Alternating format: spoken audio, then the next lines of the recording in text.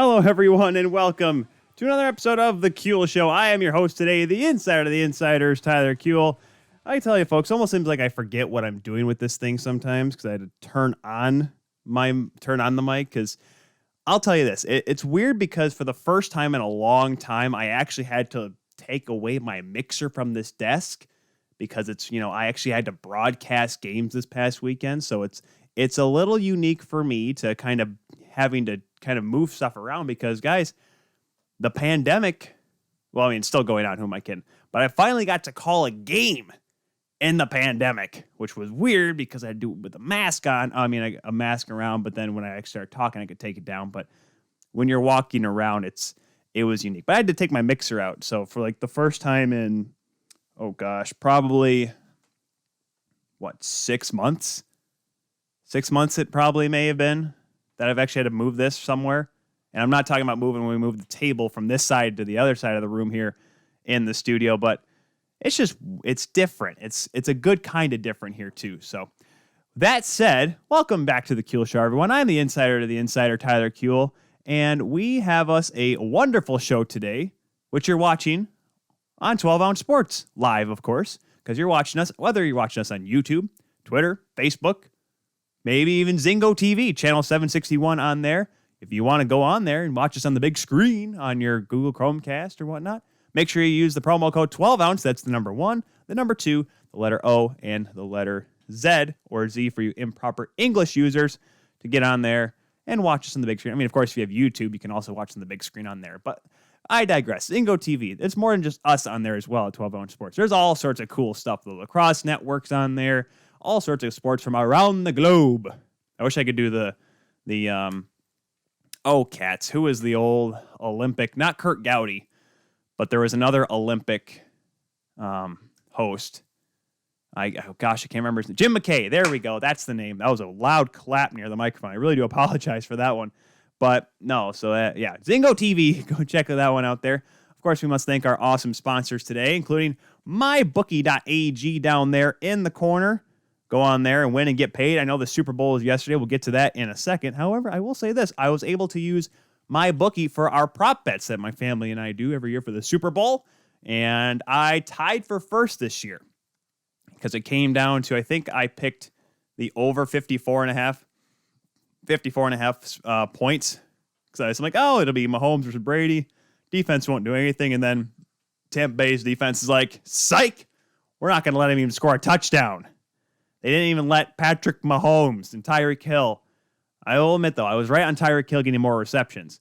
I did pick Brady, though, to throw more passing yards, though. Maybe that would have been it as well. I wish there was one for Streaker. If I had one for Streaker, I probably would put no still, because I thought, hey, it's a Super Bowl. The security is great. And they actually got a streaker actually got onto the field in the Super Bowl. Because I remember all week, they're like, we'll still have the heightened sense of security, even though there's only 25,000 fans.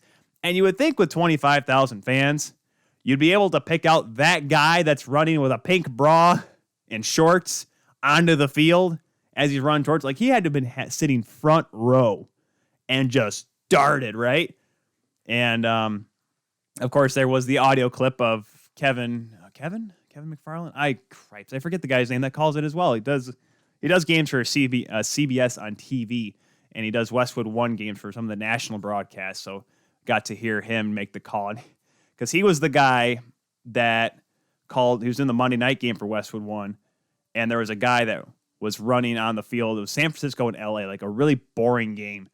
And he went out and he just called it play by play. This guy's running up the sideline. He did the same thing for the Super Bowl. And it was hilarious because of how just entertaining it was and how entertaining it made it seem. A streaker on the field in the Super Bowl. When was the last time that happened? I guarantee there's actually a time. But now I know for the prop bets next year on mybookie.ag, they're going to put on there, what are the odds of a streaker getting on the field? I guarantee it ain't going to happen, though, because I'm pretty sure after this year, they're going to be like, listen, we can't have anyone on the field, because that guy wasn't wearing a mask either.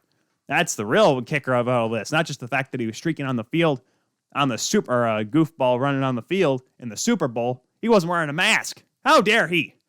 How dare that guy? Unbelievable. But also, we must thank our awesome, cool sponsors right up here in the corner. Second String Leather Company, get on up there. They have an outstanding, amazing, incredible sale going on right now, guys. Check this out. Not just the fact of their awesome sale they had before. They have a cool Valentine's Day sale. They have 30% off gear wallets, $45 for all of their awesome watch bands, and $8 keychains, which you can, put on your keys, have a little goaltending pad on there. Does that mean you can get me an Apple Watch band from Second String Leather Company for Valentine's Day? 'Cause that would be great. I already got you your Valentine's Day. Kelly's coming in here asking, she's like, oh, look, yeah, you have an Apple Watch, you're cool. She needs a Second String Leather Company Apple Watch band. Yes, you do, hon. You are right. Here's the kicker, though, Kel. Yeah, they're having a sale, yeah. Okay. Well, if they have real ones, you should get me one. I already got your Valentine's Day gift today. It's coming in Sunday, because that's Sunday, right? What's that? That's our anniversary gift. Because because even though our anniversary, guys, isn't until 2024, because we got married on Leap Day, which was her idea, we have to celebrate an anniversary every year. Yeah, her. The one who's the nurse and the lovey-dovey person, you. Thank you for the beats, by the way. They look very nice on my head. They match my shirt, too. They do. They match my Toronto 6 shirt, because that's what we're going to be talking a little bit about today later on. Kelly's going to work. Say goodbye, everybody. Say goodbye, Kelly. All of you on 12-ounce sports right now. Just completely derailing my show. But anyways, who cares? But that is for Second String Leather Company. Awesome deals going on. Of course, though, guys, I should probably mention, because we have our own awesome stuff that you can check out on teespring.com. We have our awesome merchandise, TKS official merchandise. Don't quite have the copyright yet, but we're working on it. teespring.com/store/The Kuehl Show. Make sure you put those dashes in between the and Kuehl and show so you can get right on there. Also, you can just go to the link of this description of the either way you're on the YouTube video on the Kuehl Show YouTube channel or your favorite podcatcher. As always, get on there. Teespring, Kuehl Show, merchandise. Awesome stuff. And like I said, we are going to talk about the NWHL today. It won't be just me, though. We're going to have Dan Rice, good buddy of mine over at the Hockey Writers. He's going to stop by to discuss not just the Isabel Cup as a whole, but what happened. I'm sure a lot of you heard about the news. One day before the Isabel Cup semifinal, the NWHL suspended its season. Now, what does that mean? We're going to find out when we talk to Dan here at the bottom of the first hour of TKS on this Monday, February the 8th, one day after Super Bowl 55. All sorts of reactions to it. Not as many great commercials with that this year either. We'll also be talking about Tyler Toffoli. We'll get to that here in a minute, and his absolute destruction of his former team in Vancouver. We're also talking about new safety protocols the NHL has put into place, some of the players' reactions to it as well. We will definitely talk about Carolina and Columbus and what happened yesterday. If you don't know what happened, well, we're going to explain it, but it was a missed review call that happened. Yeah, a missed review, not a missed call. So I won't be yelling and screaming this week. At least I don't plan on doing it. I'm trying to be a little more relaxed. 2 weeks in a row of yelling and screaming about the NHL Department of Player Safety is kind of taking a toll on me. My voice has gone a little sour, so I'll try to be a little bit more fun, a little bit more easy on the league in this retrospect. I'll probably tell them bye. Oh, hey, Rando, how you doing there? Talk about the Eatertown versus Elmira fight. Eatertown? I see Watertown underneath it, but Eatertown. Rando must have been talking about it. You know what, Rando? I did not see that fight, unfortunately. Oh, you're talking about yes, the fight that happened that caused the game to get canceled. That's what you mean by the fight. So I'm pretty sure the Rando's broken it down a little bit on his show. If not, he's probably going to talk about it tonight on Talking Minors with the Rando.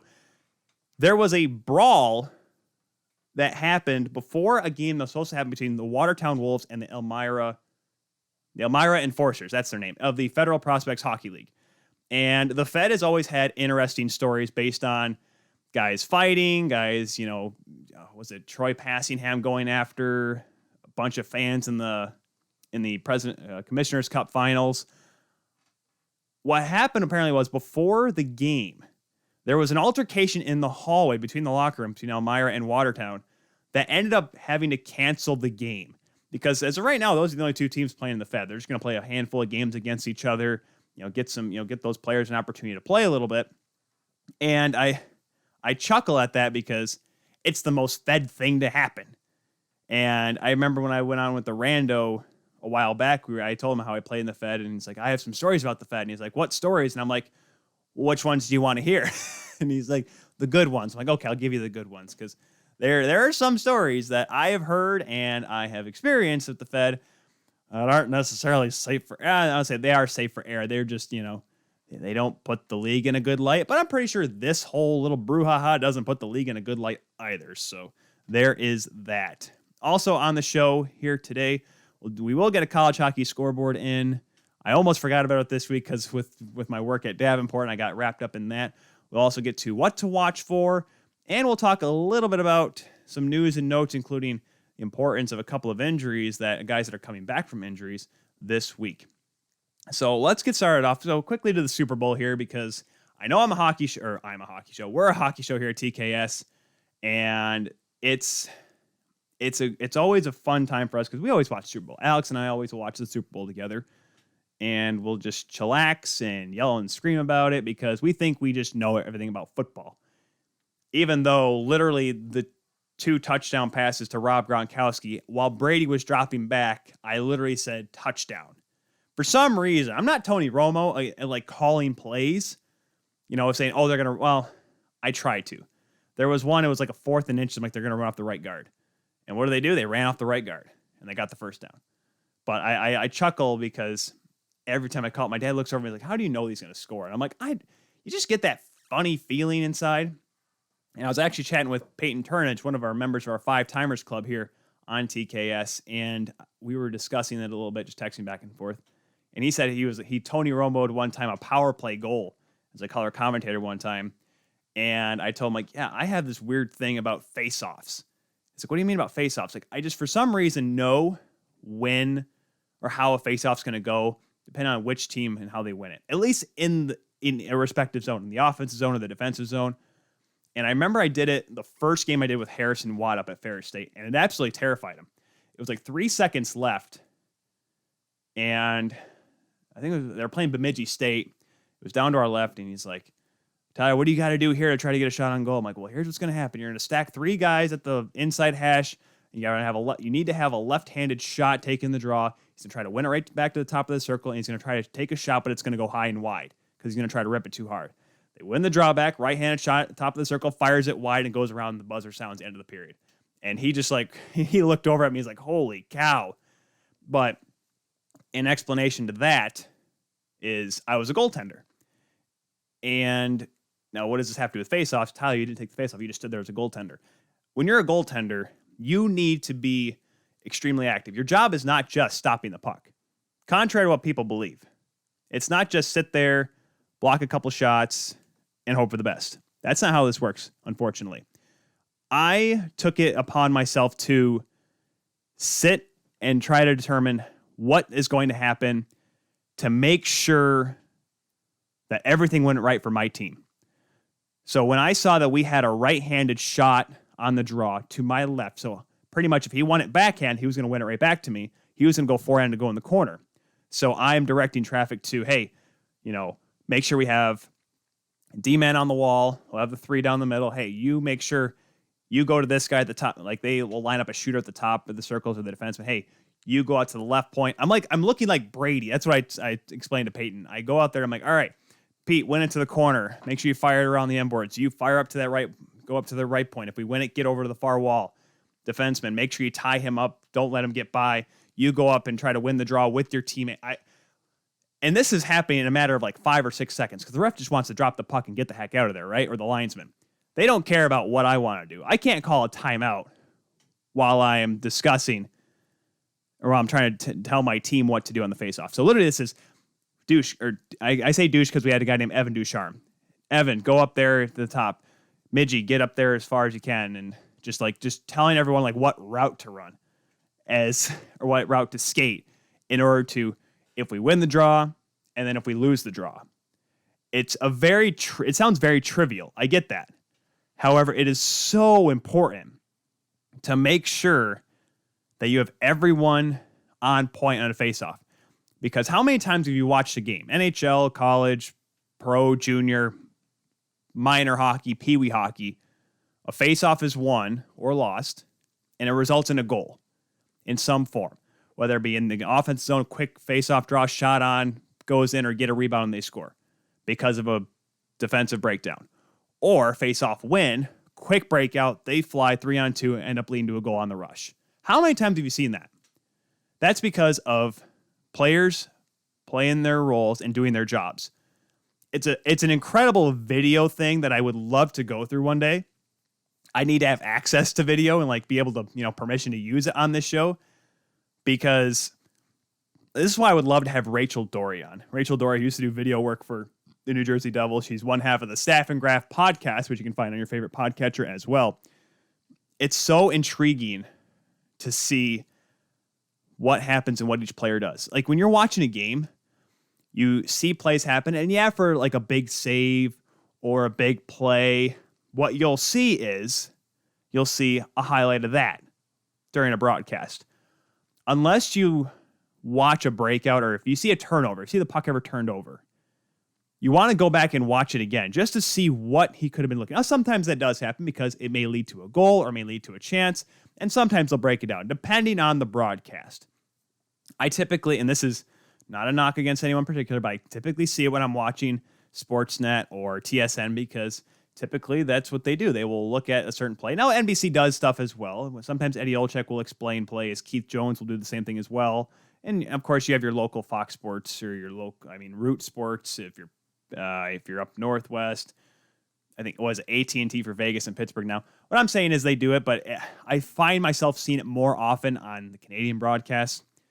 And yes, that is the possible, this is because it's Canada and hockey's up there more important, blah, blah, blah. I'm like, well, that's not necessarily true entirely, but that's just as an observant hockey fan, that's what I see the most of. And so it's so much fun to watch video. I've always thought about doing, I'm not going to say Coach's Corner, because Coach's Corner, well, that's Don Cherry's thing. And since he doesn't work for Hockey Night Canada anymore, it's kind of gone away with him. And I'm pretty sure we're okay with that, because I think that's something that's been kind of glued to him. But simply explaining a play, like sitting down, pulling out a whiteboard and explaining it, because that's what Don Cherry used to do as well. If he would show them, hey, kids, I want to show you this play here. And it would just be this random play in the first period that no one probably noticed. But Don Cherry, former NHL Coach of the Year, 1976, would show little plays. Watch this kid here. He goes in on the forecheck like this, and he makes this play here. And instead of doing this, it ends up leading to a turnover and led to a scoring chance. Now, did it allow it go to a goal? No, but it's a play that he would like to break down and do. Now, in a 7-minute segment, it's very difficult to sometimes get those in all the time, but he would do it, and it was intriguing to me because, wow, this guy is, instead of just analyzing how did this goal happen, how did this play happen here, let's just look at this play that happened in this game at this point, didn't do a factor to any game, but it's a smart play by this player.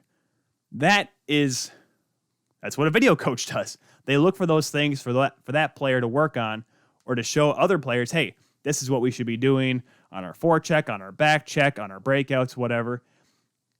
As a player, as a goaltender, I hated sitting through film. Absolutely dreaded film. Because unless it was a shot on goal or a goal that I allowed, I want to see how I gave it up. But that's all I need to see. I don't care if my defenseman gave up the puck. Now, if he gave it up right in front of me and I was coming back in next, I passed him the puck or whatever and whatnot, then there's nothing I could have done. Okay, whatever.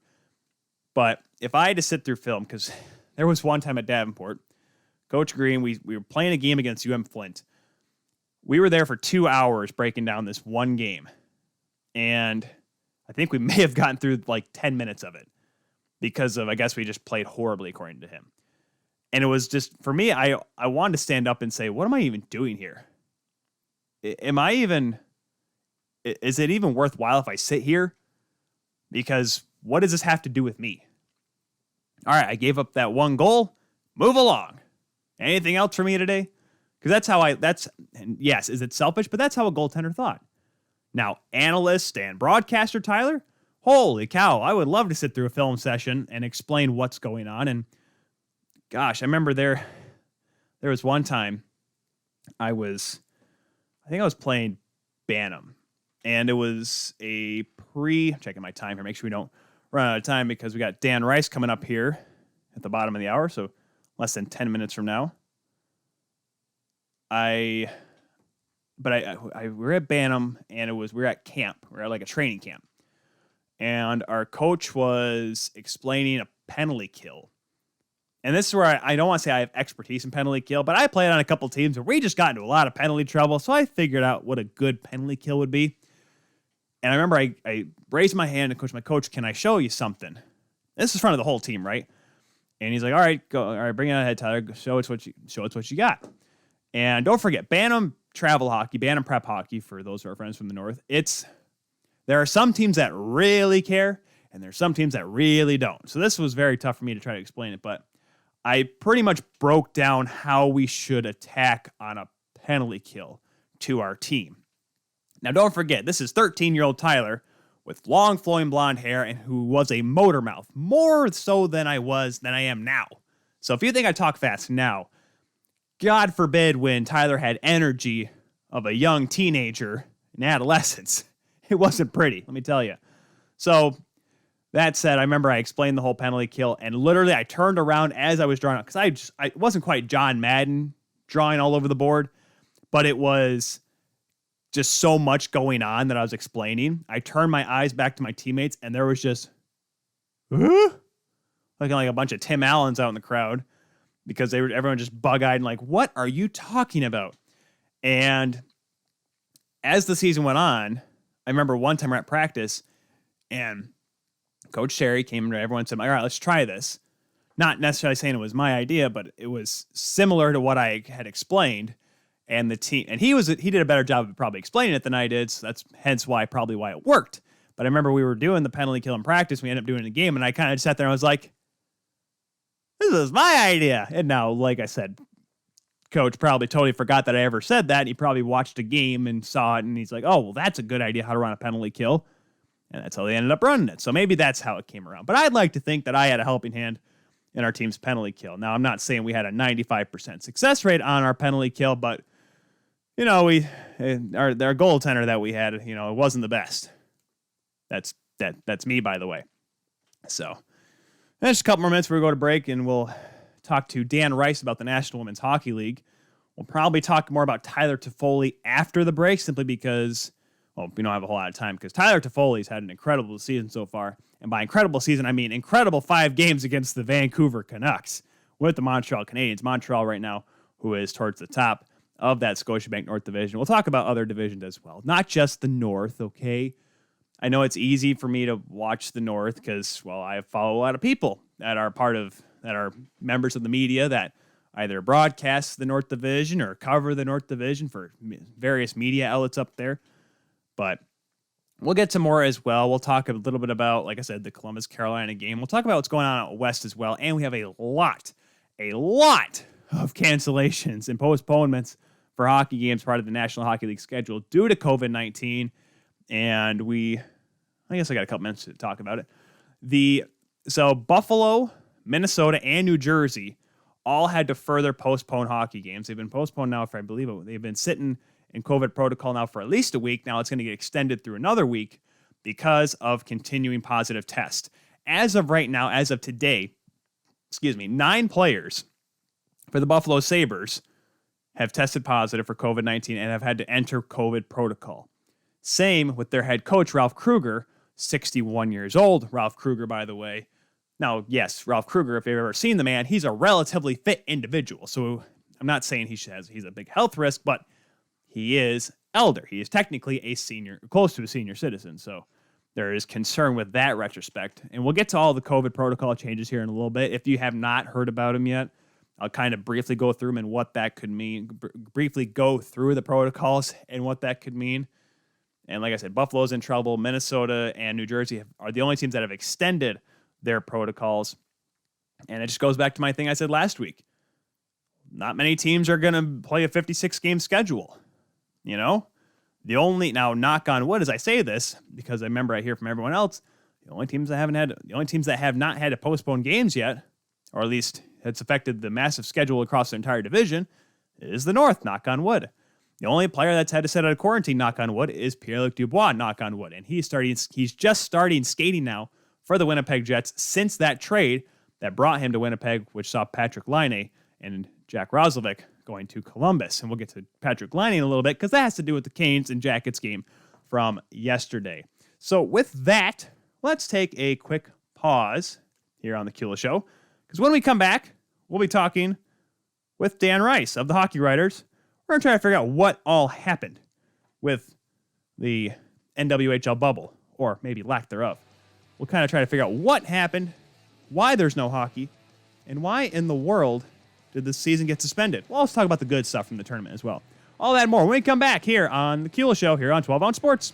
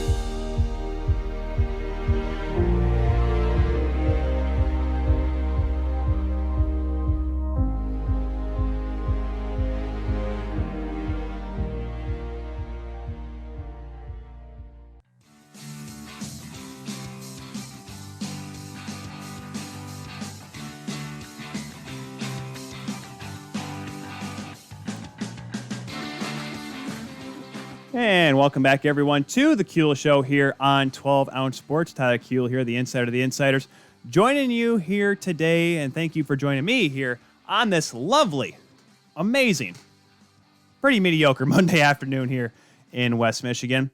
We'll be turning gears here a little bit from the National Hockey League. Let's talk a little bit about the women's game a little bit. And we've been talking a lot about the NWHL. We did the NWHL Scoreboard, of course, the last couple of weeks.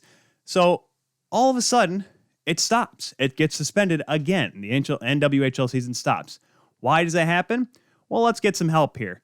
We're going to be joined now by the man who covers the National Women's Hockey League for the Hockey Writers, also writes features for the NWHL, also has been covering the New Jersey Devils for a long time as well, over a decade. Ladies and gentlemen, welcome to the show, Dan Rice. Dan, how are we doing today? I'm doing excellent. Pretty mediocre here, too, in New Jersey as well. Well, I will say this. Compared to the storms you guys had out there last week, I mean, I'm pretty sure mediocre is probably a good thing, right? Yeah, it was actually pretty nice today. It actually snowed most of the day yesterday, and then it's supposed to snow again tomorrow. So we'll take the mediocre day today, and hopefully it doesn't get too bad the rest of the week here. What are the temperatures looking like out there? Because right now we're hitting lows in the single digits. I know of some friends up in Saskatchewan that are looking at about negative 45 up there Celsius. That's actually about Fahrenheit as well. How are things over in New Jersey temp-wise? We're about 30 degrees. It was about 28 degrees when I was out earlier today. I had heard about way up there in the north. One of the players' moms actually was telling me it was pretty cold up there today, up in Winnipeg. So I don't feel as bad as I did when I woke up this morning and thought it was cold once I heard about that. But yeah, no complaints. It's wintertime. This is what you expect. So no big deal. I guess that's one good thing. You look at other places like, well, I guess it's not that bad. Because it could always be worse. Always could be worse. So, Dan, let's get into it here. The National Women's Hockey League. I'm wearing my Toronto Six shirt today because I thought I was going to be wearing it because, well, I thought the Toronto Six were going to be maybe the team that would be lifting the Isabel Cup at the end of it, but we'll get to them here in a second. However, we never even got to that point because the day before the semifinals, before going in front of a national audience on NBC Sports Network, the NWHL suspends their season once again. Last season, it ended just the day before the Isabel Cup. This time, before the semifinals. What happened? What caused the NWHL to cancel the 2021 or not cancel, but at least suspend the 2021 Isabel Cup? Yeah, and it's just like the rest of the world, right?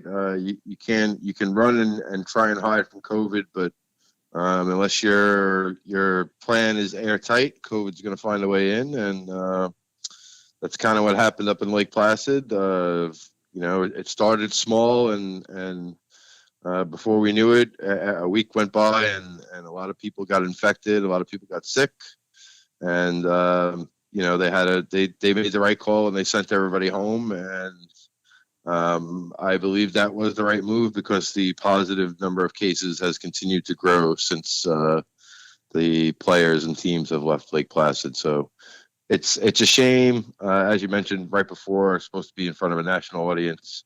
My heart breaks for the players, for all the players, but especially the ones that have been a part of the league for so long. There's quite a handful of day one. We call them the OG NWHLers. They've been there from the beginning, and it would have been really nice to see them see the fruits of their labor and have their games be televised on NBCSN. But COVID had other plans, and you just try and you hope that everybody's okay. Nobody has any serious long-term ailments. The players that did contract the virus, and hopefully we find a way to finish this at some point. Because, of course, the Metropolitan Riveters were the first team to pull out that due to so many cases. And because the thing was, and I kept seeing this across social media, is that players were coming in and out of the bubble. Am I correct? Is that right? Players were getting signed and whatnot? Well, the way that I understand it, from talking to players and staff and my contacts is only 2 players, to my knowledge, left the bubble.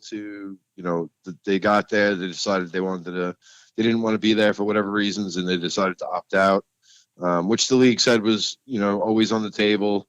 Anybody who opted out, they're still getting their full paychecks, as are all the players now, despite the games not being finished.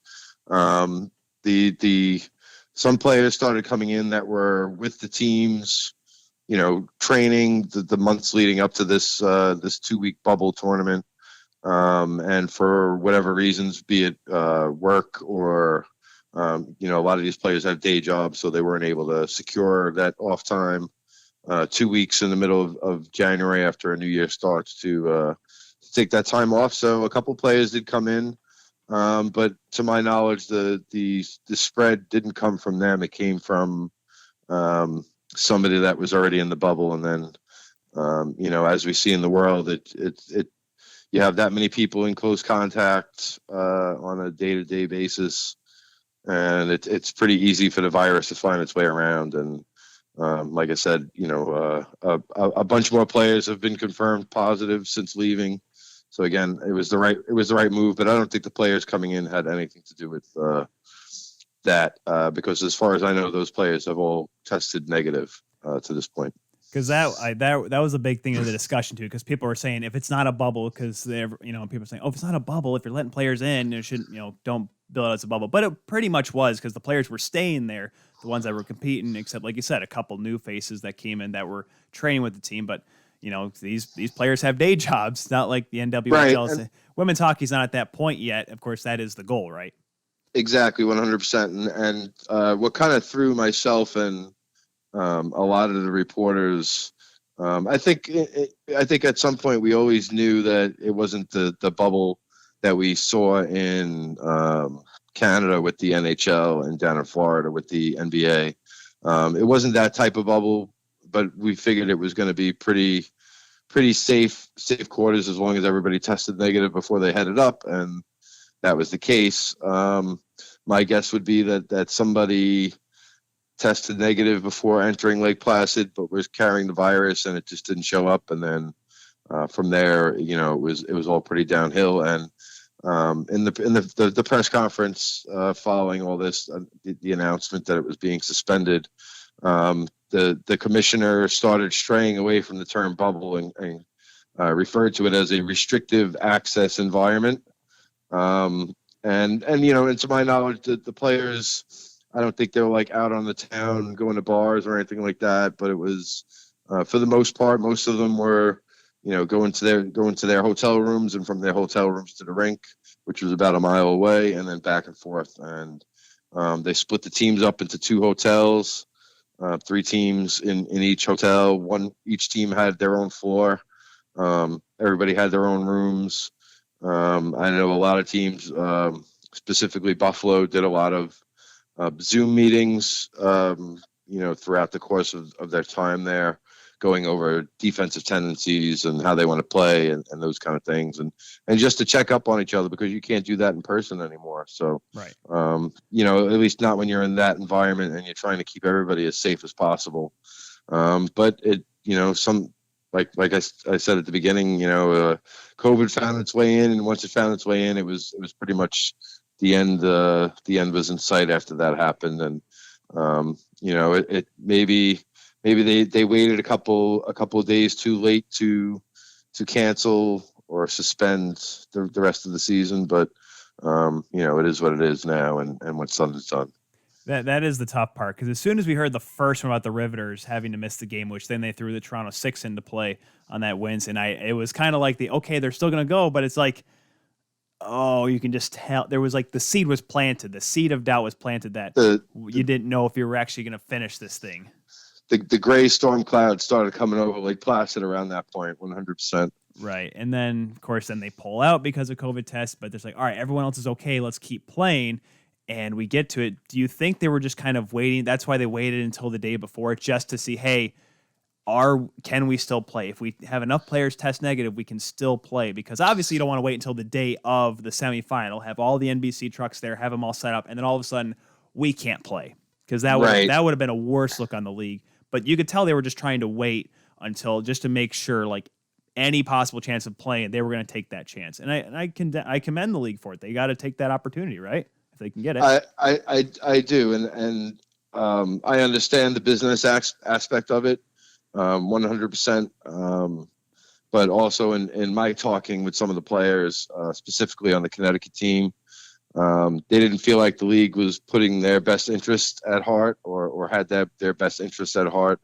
And they tried to force Connecticut to play a game, according to them, and they balked at it. They came together as a team, they voted on it, and they decided not to play.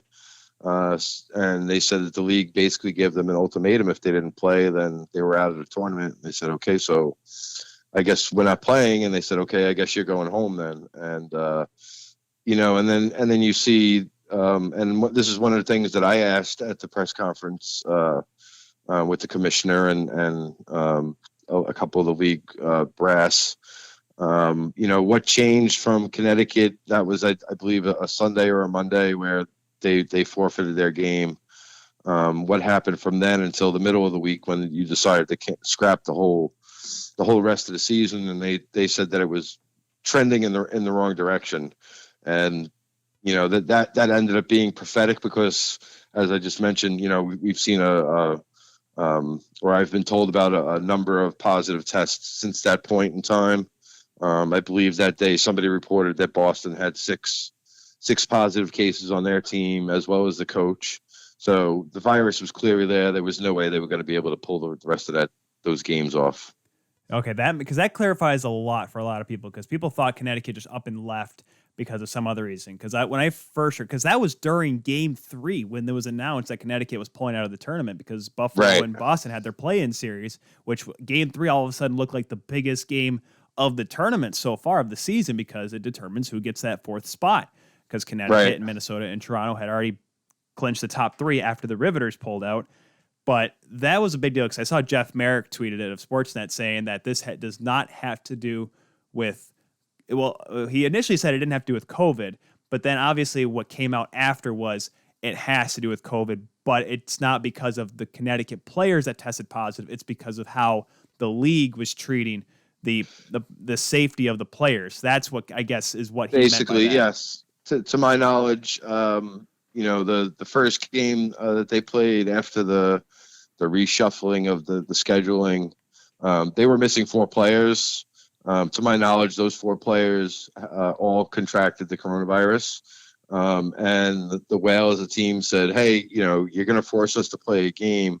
We don't know who has it and who doesn't right now. And we don't think it's safe. We don't think it's in our best interest, nor for our opponents as well, because we don't want to infect them. And the league was kind of just saying, like, look, just get out on the ice and play. And that kind of goes back to the, you want to try and get this done as fast as possible and not have any more hiccups. But, and now I guess it was Friday or Saturday. I talked to one of the Connecticut players, and they said more than half of the team has it now. So those players, the 4 players that tested positive first, and then say the other 20 players didn't have it at that point. They did have it. They just weren't testing positive for it. So I think I can't fault Connecticut for doing what they did. I think it's pretty honorable to stand up together as a group like that, and that's one of the things that the league hasn't really answered, and is kind of has to sort its way through here in the off season as they peel back the layers to this and see where did things really go wrong. And at the same time, it's a virus. You can do, there's not millions, but maybe thousands of stories of people who do everything the right way and you still end up contracting this virus, right? So Right. At the end of the day, you can't really put blame on one person or on everybody. It's one of those things that just happened, but you have to figure out maybe how it happened, where you made some missteps. And I think they have to work on their transparency, because some of the things that they told us in this end of season, presser, don't match up with what I'm being told from players and coaches and people of that ilk. So, it's in her defense, Tyler Taminia is the interim commissioner. She took over in October. As she said in the press conference, she was right there. She was at the goal line, to use a football terminology. She was at the goal line of getting her players onto NBC, a big, huge spotlight for them. And they weren't able to do it. COVID just won again. And you move forward and hopefully everybody's healthy, Do you know whether they were doing the PCR or the rapid test? Because I know that, just from personally speaking, working at a university where we have to test, we all take the rapid test, but they always put the disclaimer in there. This could be a false positive or a false negative or whatever. Obviously, the PCR is it's a lot more accurate, but it takes longer to have the results in. Do you know which one they were taking? The players were. That I'm not sure of. I do know that they were. At least from what I understand, maybe it started that it wasn't daily testing, and then once maybe after the first couple of positives with the Riveters, then they decided to do them the right way, for lack of a better term. I'm not a doctor. I stunk in school in biology and for that matter, investigative journalism. So I really hate this part of writing and Right. and covering the game. Like, I just want to write about the games, and this past year has given me a whole new perspective on what I really enjoy about writing. That's for sure. But as far as I know, they were driving test results down to Yale University, and getting the results, however fast they could turn that around. Those are terms and figures that I'm not 100% on, so I wouldn't want to speculate either. Okay, so that makes sense, because of course I'm probably gonna mention a little bit later, but the problem with the Flyers and Caps game yesterday was because Travis Sanheim tested positive with a PCR test. They did a bunch of rapid tests, and the players that took the rapid test tested negative. So there was an issue with that. Some of the players around the league said, well, that's kind of dangerous. But since they tested negative for the rapid test, they're like, all right, you can play. So it made a whole kerfuffle, because the NHL is having enough problems with COVID as it is. But jumping back to the NWHL, though, obviously we don't have any idea if they're going to try to finish this up. Hopefully we do, because here's the thing, Dan. Up until the suspension of the season, it was such a fun season, such a fun tournament to watch, because it's so different from the traditional hockey viewing experience. And the NWHL, I think, it tried to do that. That was their goal with this, because they knew, obviously, no fans, and they started the Twitch streaming last year with the NWHL. And I had mentioned before, I didn't watch many games last year because I wasn't really sure about it, because I was like, okay, they're trying the streaming thing. That's cool. But I watched just about every game this year. It was fun because not just the inclusiveness of the broadcast, because of the broadcasters, kind of reacting to the comments in the chat room and the Twitch, but also the hockey itself was great. I mean, this was such a big moment. And of course, that one Saturday, over 1 million people watched women's hockey. I don't think that's ever happened. Maybe the gold medal games in the Olympics, but that's about it. This tournament, up until that Wednesday, was probably one of the biggest events for women's professional hockey in the world. Wouldn't you say so, Dan? I would definitely agree. And the only games that I could think that would rival it would be Canada versus USA in the Olympics. To your point, the games were fantastic. Having watched the games over the last, we're up to season 6. Watching almost every game. These games were fantastic up until I want to say the last weekend when we had a couple of blowouts. Every game was 3-1 or 4-2, 2-1. We had, I think, 2 games go to shootouts. We had a wild comeback game. We had great performances by new players and older players, returning players. It was really, really good action. And to your point that you also made about the Twitch, that's a platform that they took a chance on, I think, and they found out very quickly that the Twitch community was very welcoming of the women's hockey community, and it seemed to be a great partnership. I can't keep up with all the comments and all that going on during the game as I'm trying to track the game. Every now and then, though, because I pull the games up on my TV and I have the chat bar streaming on the side. Every now and then, I'll take a peek at it, and you see some really neat interactions. And I believe that the first day of games, JT Brown was in the chat, and he gifted 71 subscriptions or something like that. I know myself, I went in at one point. I don't remember if it was the first weekend or maybe it was the day after the first weekend's games, where I donated a couple of subscriptions too, and that helps people stay engaged, and it also, that money goes back to the players because they have a 50-50 revenue split with the league. So those are all good things. As you mentioned, a million people one day watching the game. I believe that was the second Saturday.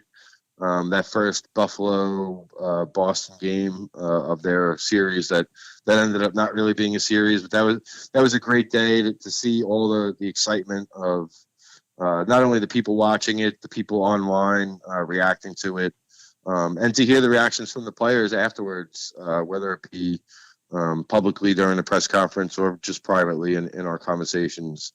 Everybody was really stoked, and there was a lot of momentum going on and being built. And again, it's just a shame that it came to a crashing halt the way it did. They do hope to resume the season, according to the commissioner. But what that looks like and when it is, I don't think anybody knows at this point. And I would say I'm hopeful, but also skeptical that would actually take place and happen. Do you invite the Riveters in Connecticut to finish the season? Has everybody tested positive now so you can have a season and not worry about everybody testing positive again? Right. I don't know how those things work, and that was one of the funny things going in was talking to a lot of the Minnesota players. Most of them had the coronavirus at some point in the off-season training, whether it was September, October, or November. So the last month of training and then heading up to Lake Placid in January, they really didn't have any concerns about themselves contracting the virus unless, the rare case that I've heard that you can contract it twice. So when they ended up leaving, they got pretty lucky where they hadn't been infected because most of them had it already. But the few players, and I know one of the coaches that didn't have it, did contract it. So that's, that just stinks. And like I said, it's just a shame that it came to a crashing halt the way that it did. It was so great because the thing is, we're on Twitter, we're on the social media, we see how hockey Twitter can just be an absolute cesspool of just negativity and chirping and, harsh stuff, like stuff you hear, even in beer league, like they just go into town on each other. The thing about the Twitch stream, going back to that here, Dan, is that there was the, back and forth, our team's better than yours. Nah, our team's better, blah, blah, blah. But there was just this blind amount of fun where it was fun. I would try to get involved in it, whatever. I think my buddy Steve Dangle, who've had on the show here a couple times, he was in there as well, having fun. It was so fast too that you probably couldn't keep up with everything that was said, so you may have missed a couple things. But it was just a positive experience, I think, for people, because there were some people that even admitted they never watched a hockey game on TV before. This was their first time, and I'm like, well, this is a good platform to see it. I'm like, hey, hockey's a fun place to be because other places, go on, Maple Leafs Twitter or hockey Twitter in Vancouver right now with the Canucks, and it's just bad, this and that, just every negative word you could possibly think of there. It was just fun. Just people enjoying hockey. It never happens these days, Dan. No, it doesn't. And that's one of the things that I've found in the last 6 years covering this league so closely. You see them after games and the players, no matter how hard they battle, they sit there and they sign autographs of fans after games. They're very interactive with their fan base, and that access you don't get with the NHL and even with the AHL and other minor leagues, where they actually will sit there and listen to their fans, whether it's a boy or a young boy or a young girl, and they'll sit there and talk to them about their favorite players or the sticks that they like to use or taking pictures with them. I've seen them sign everything from phone cases to shoes to jerseys. They'll sign whatever you want. They'll take whatever pictures you want. And they really go above and beyond. And amongst the fans, there isn't that, there's rivalries. Don't get me wrong. The Riveters and Buffalo is a pretty big rivalry. Boston and anybody is a pretty big rivalry. And there's good-natured fun to be had with between the fan bases, but it never gets malicious, to your point, like NHL fan bases do, whether it's on Twitter or fan blogs or Facebook posts or team posts or anything like that. Like there is a need for, or there is a desire for those fans of this league, the NWHL, to have the information, the access to information that they feel like they're plugged in with everything. And that's one of the things that I try and provide. But they on their own, they interact with other fans and they have a good time, and everybody's just there to enjoy the game of hockey, and that's one of the cool things too about having the Riveters out here is they started in Brooklyn the first season and then they moved to New Jersey. And a lot of those fans from Brooklyn have still stayed with the team 4, 5, 6 years later now. And you're getting fans that are fans of the Islanders and the Rangers and the Devils, and in some cases the Flyers, all come together in this area and root for one common goal. And you see the jerseys in the rink. If they're not wearing Riveters jerseys, they're wearing a Jack Hughes Devils jersey or a Henrik Lundqvist Rangers jersey. Matthew Barzal. I love going to games in Connecticut and seeing people show up in Hartford Whalers jerseys. Like, that's the coolest thing to me is the jersey watch, I call it. And all those people just come together to support the league, but because they enjoy the game and they enjoy the core values of what the game is without all the outside built up, because they make so much money and it's an instant, everybody wants an instant reaction at all times. Generation that we live in with hockey right now. It's everybody's just consuming information so much, and you have that access to ask why didn't they do this? Why didn't they do that? There is that in the NWHL, but there is also just hey, we're just kind of happy to be here. We want to really do some fun, good things, and hopefully this takes off. And it's something that I believe in, enough that I've been stuck with it for the last 5 years, and I. Although this is, I think, a small bump in the road, I think once we can get maybe COVID behind us, maybe we can have some really fun, extended, and successful seasons. Oh, amen to that. That would be exciting.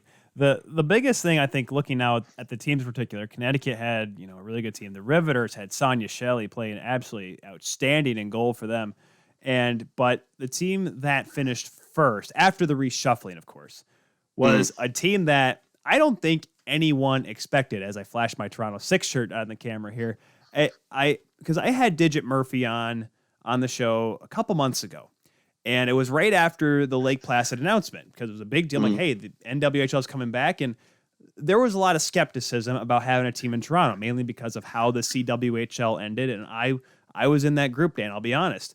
But as time wore on, as I kind of continued maybe to look a little bit more into the NWHL with the absence of it, obviously the Pro Women's Hockey Players Association is coming, doing their own thing. But I started to see, I'm like, all right, they are still trying to do stuff that, the CWHL wasn't doing.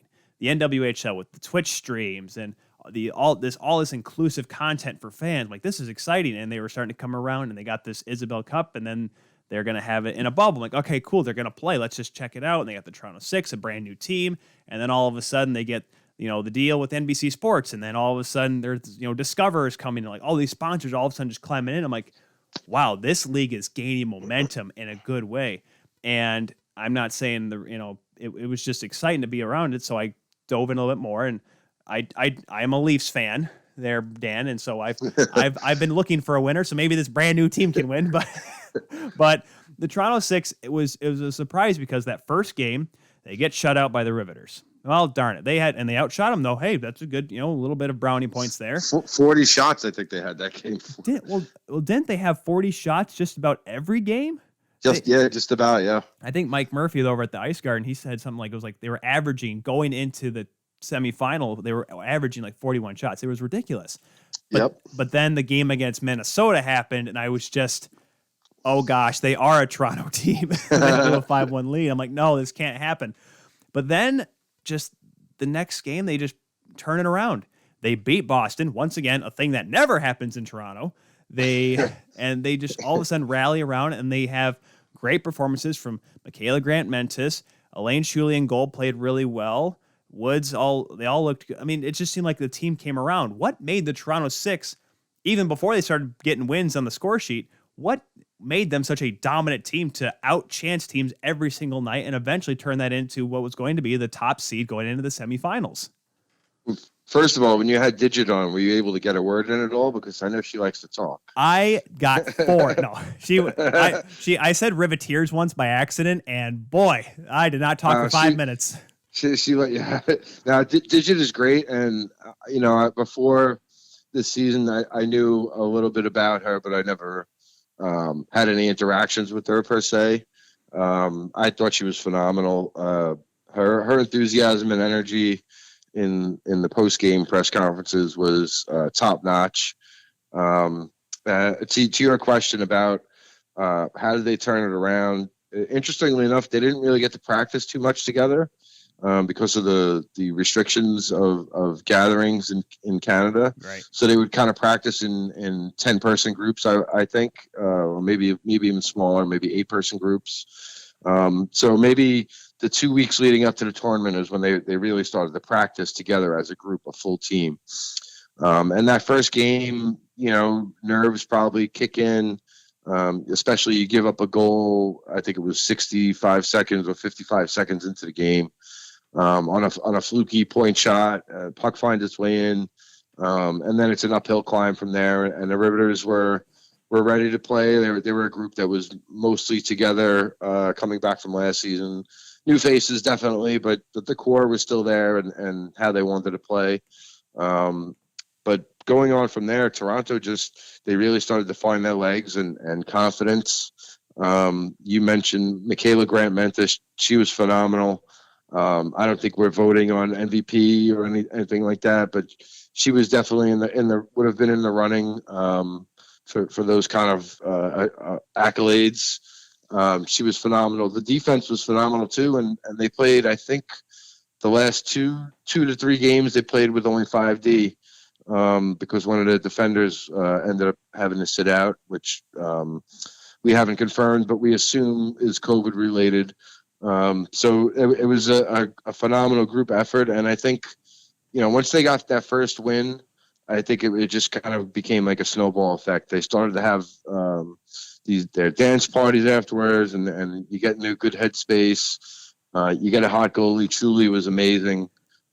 She showed why she was one of the first signings that they had. Going back, she was in the CWHL. She was an NWHL draft pick. I think it was the first NWHL draft. The Riveters drafted her, and she obviously never played for them, but truly a talented goalie. And they had some great individual efforts on some goals that they scored that were highlight reel goals that we're going to remember when we look forward to next season or the resumption of this one. We're going to look at that and say, like, these are some players that we really need to keep our eyes on. And another one that sticks out particularly is on defense, Lindsay Eastwood. I thought was great. Big body back there, 6'1". She finds ways to get her shots on goal, and even though she's a bigger player, the foot speed is there. She's able to transition from one zone to the other and make an impact on the defensive end while also being able to chip in on the offense, as we saw a couple of times. I think she had a 3 or 4 game point streak to end this thing. So it was really neat to see them come together like that. And it would have been interesting to see how they would have reacted to the semifinal game and the final if they got there. Being as they would be playing teams that are a little bit more experienced as being groups together for a few years here. Another interesting thing and last point I'll make about them is talking to the Riveters coach, Coach Evo. He had mentioned, because they played them first, and how do you prepare for a team where you've never seen them before, right? There's no footage on them other than you're going to watch individual footage of players in college or other leagues that they played in. Right. So he said that they really try to focus on what each player does well and how we can limit those kind of things. So if it's a Cheyenne Darkangelo and she's strong down low, we have to make sure that we have two sets of eyes on her when she drops below the hash marks in front of the goalie. A player like Emily Fluke, they know from playing against a couple of years now. They know she's got a compete level that's almost unmatched. But they also know that she can be a little bit of a passionate player. Maybe you could use that against her and maybe draw a penalty or so. So those are things that they worked on. And it was interesting to hear him explain that because, right, how do you prepare for 20 players playing together that you've never seen before? And I don't think Toronto probably knew what to expect from themselves until they get into those game situations, because you can practice all you want, but something's always going to come up that you haven't practiced or prepared for. And they obviously reacted really well by the end of the tournament, and they were one of the hottest, if not the hottest team. It would have been interesting. Because I was terrified because once the reseeding happened, had Connecticut not pulled out and then Boston, which they won Game 3 anyways, it would have been Toronto and Boston in the semifinals, and Toronto and Boston in the playoffs is more terrifying than Boston and Toronto in the regular season. Boston had found their mojo at that point too, so it would have been really scary for whoever had to play them. Yeah, so let's get into the pride here because they win their first game big and like, all right, they look good, but then they lose to Toronto in a close game. Julie plays out of her mind, and that just seemed to kind of just freeze Boston Pride's offense and kind of rattle them a little bit. And because obviously you gave up the first win to a new franchise, maybe that what it was, but what did it take for them to turn it around? Obviously, playing 3 games against one team can kind of help you kind of figure out and get the offense going, but their offense exploded in games 2 and 3 against the Buttes. What caused them to kind of falter a little bit and fall into that spot where they're having to play in to get to that 4th seed? And what was able to help them turn around? Because remember, they lost that first game in the series. Yeah, I think, at the beginning, I don't think they were playing bad, but as you mentioned, that Toronto game that started a string of 2 or 3 games in a row where they would score the opening goal of the game and then the offense would just dry up. And I think it was three straight games where they lost 2-1 or 3-1 where they gave up third period goals. They kind of got into a little bit of a Groundhog's Day scenario, which is kind of funny because it was right around Groundhog's Day. Right. And so they fell into this scenario of, or this trap of maybe getting a little overconfident once they get that one goal. And, they're also the top team, so you're going to get everybody's best effort every night. Maybe they read a little bit of the press clippings leading into this thing where people like myself and Mike Murphy and other writers really believed that Boston was the team to beat. I mean, they showed us no reason why they wouldn't be, because they went 23-1, and it seems like they got a stronger roster because they added so many top end talented rookies. And I think maybe it just took them a little bit of time to really gel. Again, they haven't played together in so long. New players coming into the league, not sure what to expect. And other teams coming for you with their best shot. I think maybe it caught up to them a little bit. And then I also, the captain, Jillian Dempsey, had gotten hurt. Right. She dressed one game, didn't play after the injury, and that was a miss that losing streak. But once she came back, it seemed like everybody kind of like resettled in. Excuse me, and they really started to find their connection, and they were able to get more than a 1-goal lead. They did play against some good goalies, which prevented them from adding more goals, but they seemed to find that swagger towards the end. Particularly Sammy Davis, who was the number 1 overall pick. She led all rookies with, I think, 5 points, 4 goals. So she was as advertised when they chose her with the number 1 overall pick. And as that series against Buffalo started to wear on, the games 2 and 3, you really started to notice that she was a pretty gifted player, and just the goals that she scored were really, really pretty goals. Top end tier talent goals. And again, it's a shame that we didn't get to see how it all plays out, but they're going to be a phenomenal team, this year, next year, and probably the year after that. The way that group is built, the buy-in that they have, and the leadership with their GM and their coach, just straight from the top on down, they're just a really talented group, and they're definitely a challenge for all the other teams in the league. Yeah, that'll be interesting with a full season how that team looks. And you kind of, Buffalo in itself, of course, remember Carly Jackson played out of her mind in that first game against the Pride, which ended up leading to the Buffalo win. The other team I wanted to talk about, Dan, is Minnesota, because the team that 2 years ago they were the NWHL champs. They were on top. They still are. They still are. You're right.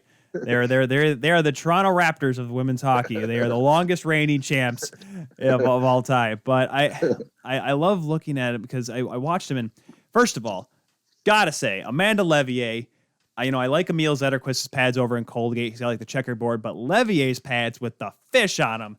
That, as a former goaltender, that's a goaltender union approved right there. I love those pads. But she was able to back it up. There was nothing fishy about her game at all. Knee slapper. But, I mean, this team looked like, while they weren't going to finish in the top they didn't finish top of the group because they lost to Toronto, even though they did come back in that first game in the original round robin. You had players like Nina Rogers, Audra Richards, Haley Mack had a game or two that she really stood out. Were the Whitecaps a team that could have snuck up upon the Six and the way the Pride was coming into the Pride in that semifinals? Because they were looking like a team early on, especially, that could have been a contender for the Isabel Cup. Yeah, it's funny, the way the whole season played out with the rearranging of the schedules. Not everybody played the same amount of games, right? So Minnesota only played 4 games, where Toronto played 6, Boston played 7. So when you go back and you look at the stats, they may be a little skewed. But Minnesota, as long as they have Levier, I learned a long time ago that never to bet against her. Her track record speaks for itself. She's won at every level, multiple times. That game against Toronto, maybe things are a little bit off. But there's always been a thing with Minnesota, and I believe that was the second game of the back-to-back. Minnesota always, for some reason, struggled in those second games. It's weird because they are such a talented group, and they're a group, to be honest, that a lot of them have played together their whole lives. That team is very Minnesota-centric. I think just about every player on that team is from Minnesota. I know Levier isn't, but she's since adopted that as her hometown. She lives there now. She works there. And she went to school there, obviously. So, they would have been, having seen the way everything played out, and if we had the Final Four the way it was supposed to be, I would have bet on Minnesota. just because of Levier, and I trust her in big games more than I kind of trust the other goalies. And the players that you mentioned, Nina Rogers had a great run.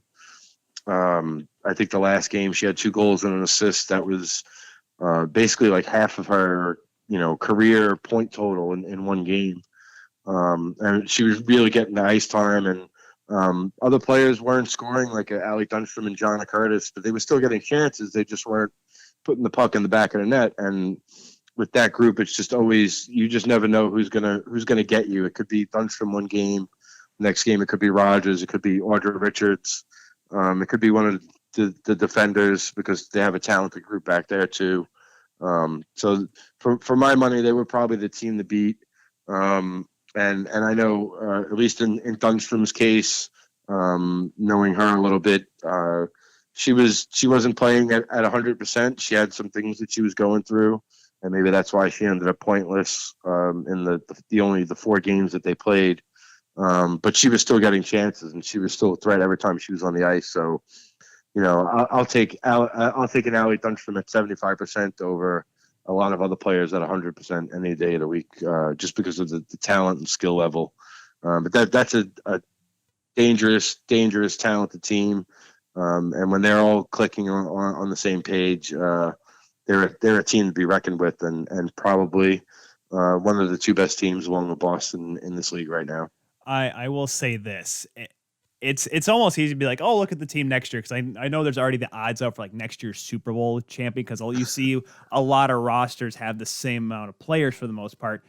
In the NWHL, though, while you do have like a lot of returners, there is, would you say there's a little bit more turnover than you would see in the major professional sports, at least in the NWHL? Sometimes, to an extent. Most of the teams had a pretty decent turnover this year, and that comes from either players stepping away from the game for whatever reason, and you have new players get drafted, right? You're going to draft young players.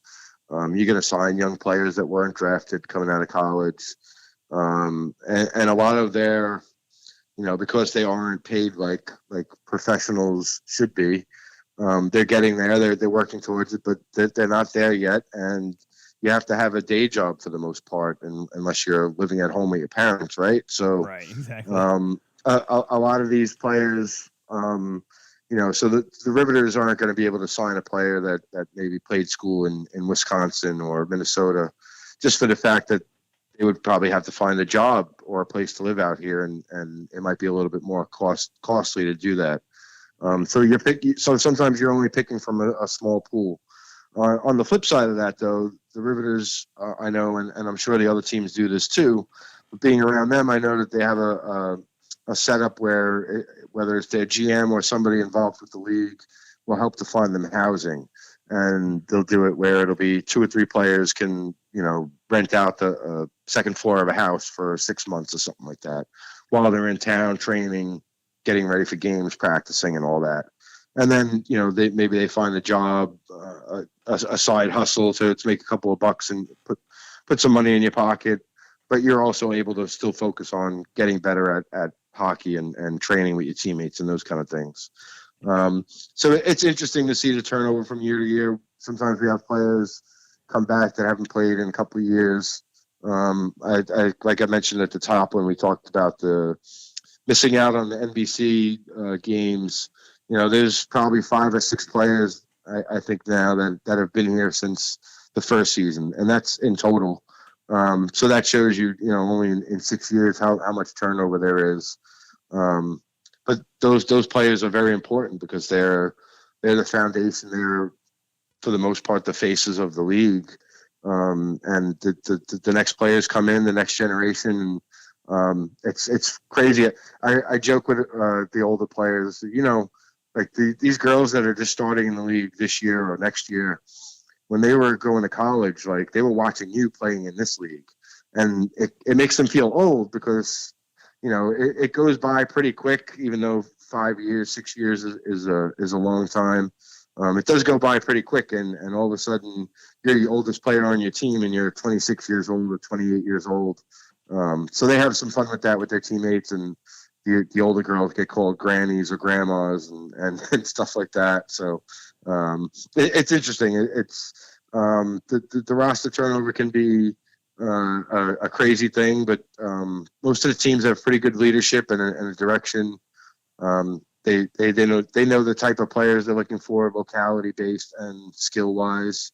And it's interesting to see how they put it all together for the next season. I really wonder how. I mean, because it's so interesting. Because I played senior league, and we typically had the same amount of guys come back every year because everyone lived in town, of course. So I guess I don't say similar to an NWHL team, but I get the respect on the who's in town and who would be willing to move into town and whatnot. But last question before we let you go here, Dan. Let's just say, unfortunately, the season can't go on. We can't recoup. We can't redo the 2021 Isabel Cup. It'd be an absolute bummer because we want to see a champion this year. We don't want to go 2 years without it. But let's just say next season, full schedule. Mm-hmm. Who is your way too early pick? I know, like I said, we want to focus on this year, but say the 2021-2022 season is the next season that the league moves to and gets ready for.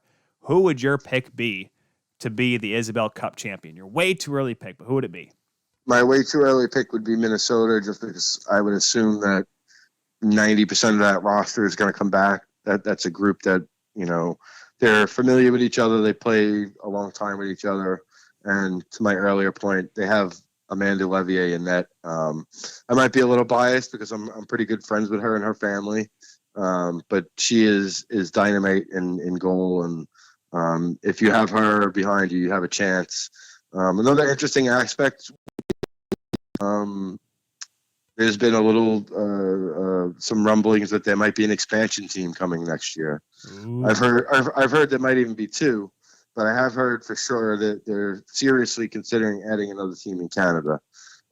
So that would be huge, and that maybe changes the dynamic of some of the rosters because are there players from that area that might want to play on that team? Are there other players that they're going to recruit that may have a background with Montreal?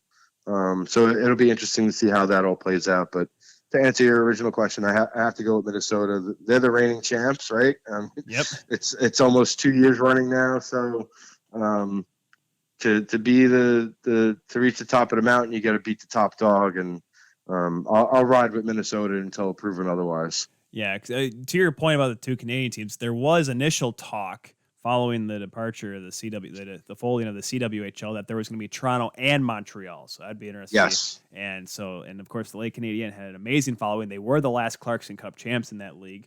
I know Calgary had a really good fan base there, and of course, I mean, it all depends because there were so many markets, and they could add a second team. I mean, the Markham Thunder in the CWHL were a very popular team, I know, in the area. Heck, they were in that game against Lake Canadian. Yeah, and they had some slick uniforms too. I love those green uniforms. Yeah, I will say this: the cool part about the CWHL, and I guess with you see it a little bit with the NWHL with the Connecticut Whale with their color scheme going back to the old Hartford Whalers, was that they kind of adopted.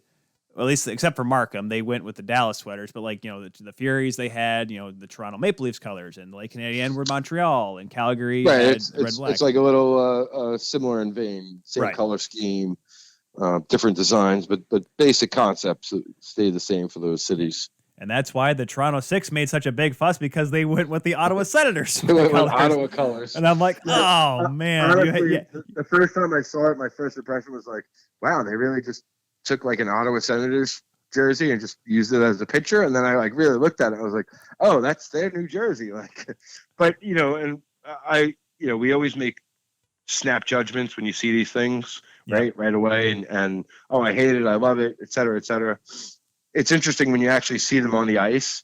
I had my reservations about the Toronto jerseys. I thought when they were on the ice, they looked awesome, especially the white jerseys, because that sublimated, or whatever it is, the gray writing on the white jersey, you really don't see that when you're watching the game unless there's a up close shot of the goalie or the player. And as a journalist, when I'm putting together articles and I'm looking for pictures and I see these pictures, I'm like, wow, these jerseys look really good. And again, you don't really notice that stuff, the details, until you're actually like really it's stopped and it's frozen, right? And you're looking at it. I thought all the jerseys this year looked great. I know the woman that helped to design them, and I thought she did a fantastic job back then. And then seeing the finished product on the ice, I was very, very impressed. That's another neat thing about the NWHL too is sometimes you attract fans just because of your jerseys, right? You see something that you haven't seen before and you ask more questions about it, whether it's somebody wearing a jersey or somebody posting a picture of it online, and that's how you build up a fan base and you get people interested. Why do you think minor league hockey teams have like 10 different sweaters? They have the Christmas sweater. Exactly. The NWHL, they just have sick uniforms. I almost bought one because I was showing my wife because I believe, Dan, I'm not quite sure, but how many teams in the league have 3 jerseys? Because Toronto has the red, white, the black. only one. Toronto's the only one. That was what the big deal was because they went with the black because it seemed like it was going to be the white and black. And then they pulled out the red, and I'm like, oh. And I'm like, now I'm sitting there thinking to myself, like, no, if they go with the last color, which is the gold, just because I'm not a fan of the Vegas Golden Knights one, I'm like, if they pull out gold, I don't know how I'll feel about that. So, like, just stick with the ones you got. I like them. But yeah, no, this was the first year that the teams had multiple jerseys, and that's another sign of the league. Whether it's earning more money or partnerships where they were able to have a company make a home and a road jersey for them. Like they never had that before. So I think, and part of that is the inclusion of the 6.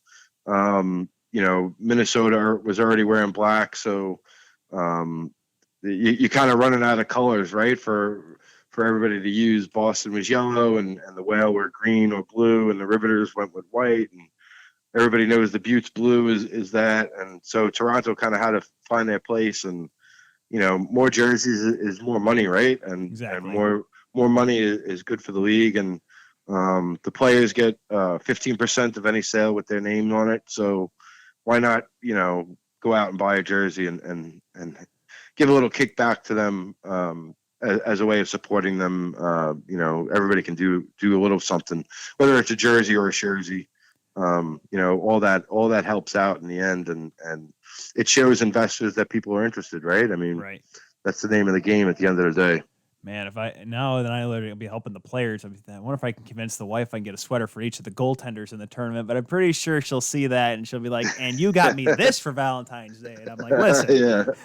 Listen, I'm helping other people after out." Valentine's Day. Exactly. We'll wait till like the summer when there's like nothing to pay for, and then there we'll you go. Like, see, and sometimes there's sales around that time of year too. You'll see like the Labor Day sale or the Memorial Day sale rather, and you'll get like 20% off. The money is still going to go to the players. You're just paying a little bit less out of pocket. So. Right. It's the second Tuesday in June sale, huh? Have you heard about it? It happens once every 15 years. This league wasn't around the last time that happened.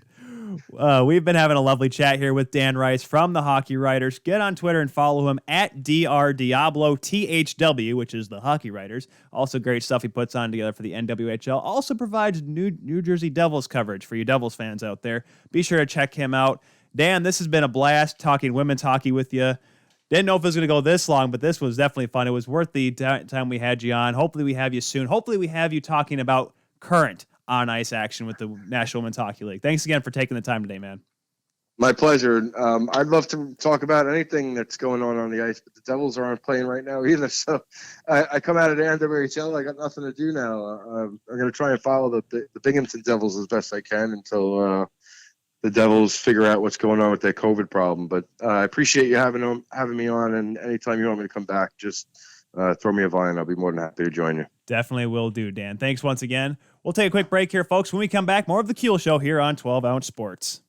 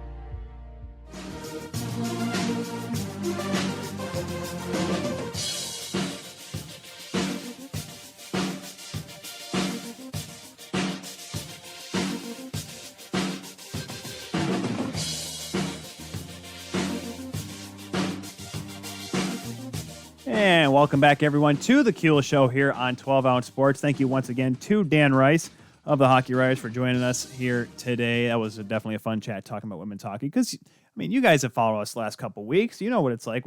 We enjoy talking about women's hockey. We enjoy talking about hockey here on this show. Now, yes, we are a hockey program, but, I mean, there's a lot of podcasts out there and a lot of other shows that talk about just the NHL, which, of course, I mean, if something you're experts in, go for it. I mean, do what you got to do, but I like talking about more sports, which is why I talk about, they do the college hockey scoreboard, or, when I had Todd Crocker on last season talking about the Toronto Marlies in the American Hockey League. I mean, there's so much hockey out there to talk about. We haven't quite dove into the European hockey. I think our furthest extent we've done is when we ever bring Rachel or Janae Anderson on from Access Hockey MI. We talk about the Wings prospects that are out in Sweden and Germany or Finland or whatnot. We got the Toronto Maple Leafs and the Vancouver Canucks on right now, which is up 1-0 now for the Leafs, only second shot of the game. Vancouver's actually outplaying them right now. Niels Holglander, though, just took a puck to the face not too long ago. Right as we were finishing up, right as we went to commercial break, it got him right underneath the visor that he had, and it just blew his nose to smithereens. There was blood on his visor, and it did not look pretty. So, I sorry for being a little graphic for you folks here, but that's kind of how it was, and it didn't look good. So, well, I hope, I'm pretty sure he's done for the night, but hopefully it's just no more than just a little cut. And by a little cut, hopefully it's not a broken nose, because that's where I went. Right now, Vancouver's on the power play. They're out shooting the Leafs 8-2 with a little over 5 minutes to go in the first period. So that'll be the game we're reacting to because, well, I mean, I got the Leafs mug here. I got the Toronto 6 shirt on, and I like Toronto a little bit. Trust me, the day they say the borders are going to be open, we are literally going to be, and by we I mean probably the wife and I, we're going to be at the border waiting for 12:01 a.m. on that day, because it'll probably be a Monday, right? I think that's usually how they open. Like, we're going to reopen the borders on Monday. I don't care. I'll be open on Monday.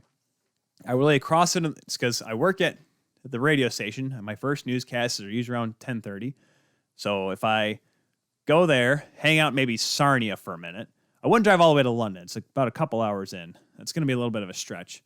Hang out in like Sarnia. Maybe I'll go to Windsor. Hang out in Windsor. I've done that before. Windsor's not a bad spot. It's pretty nice at times. It's pretty much, eastern Detroit, but, hang out there a little bit. Maybe go to the casino, hang out there for a few hours, and then come back and go to work. That's how I'll do it, so I don't miss any work. So I'll be a good employee, very loyal, or whatever the heck they want to call it these days. So with that, let's kind of talk about the Canucks a little bit here as they are playing and kind of carrying it over here as we're in our final hour here of TKS. The Vancouver Canucks are a very interesting hockey club. I picked them to finish fourth, as you guys remember, in our preseason picks, to finish fourth in this North Division. Really good hockey team. Lots of talent up and down the lineup. Besser, Pedersen, Quinn Hughes. And, they have their role players in there like Tyler Myers and, Bo Horvat being their captain. He has had an incredible year as well. But it just hasn't seemed to quite come to fruition yet this year. As of right now, coming into this game, they're 6-9 on the season. Now, 6 wins is, kind of good. It's better than a couple teams, better than Buffalo. But then again, Buffalo is not even playing right now. So, and that's the one thing, too, looking at the standings. You have to take in, I almost have to click winning percentage just to make sure what it's actually like, because now there's a lot of teams that aren't playing right now, which we'll get to here in just a little bit. But like how Detroit has only 3 wins, which they got their 3rd win yesterday. LA's only got 3 wins. San Jose. But I think the thing with Vancouver is this. There's expectations for this hockey club. That was the kicker in all this, is that had they been had they been the Vancouver Canucks before last season, this would be okay. There would be no expectations for this hockey club. I don't think any of us thought at any point last year that Vancouver was going to be leading the Pacific Division. None of us thought that. But then, what do? They decide they're going to be a top team. They would have made the playoffs had the playoffs ended normally, had 16 teams. They were the 7th seed in the Western Conference. So they had to play in the qualifying round.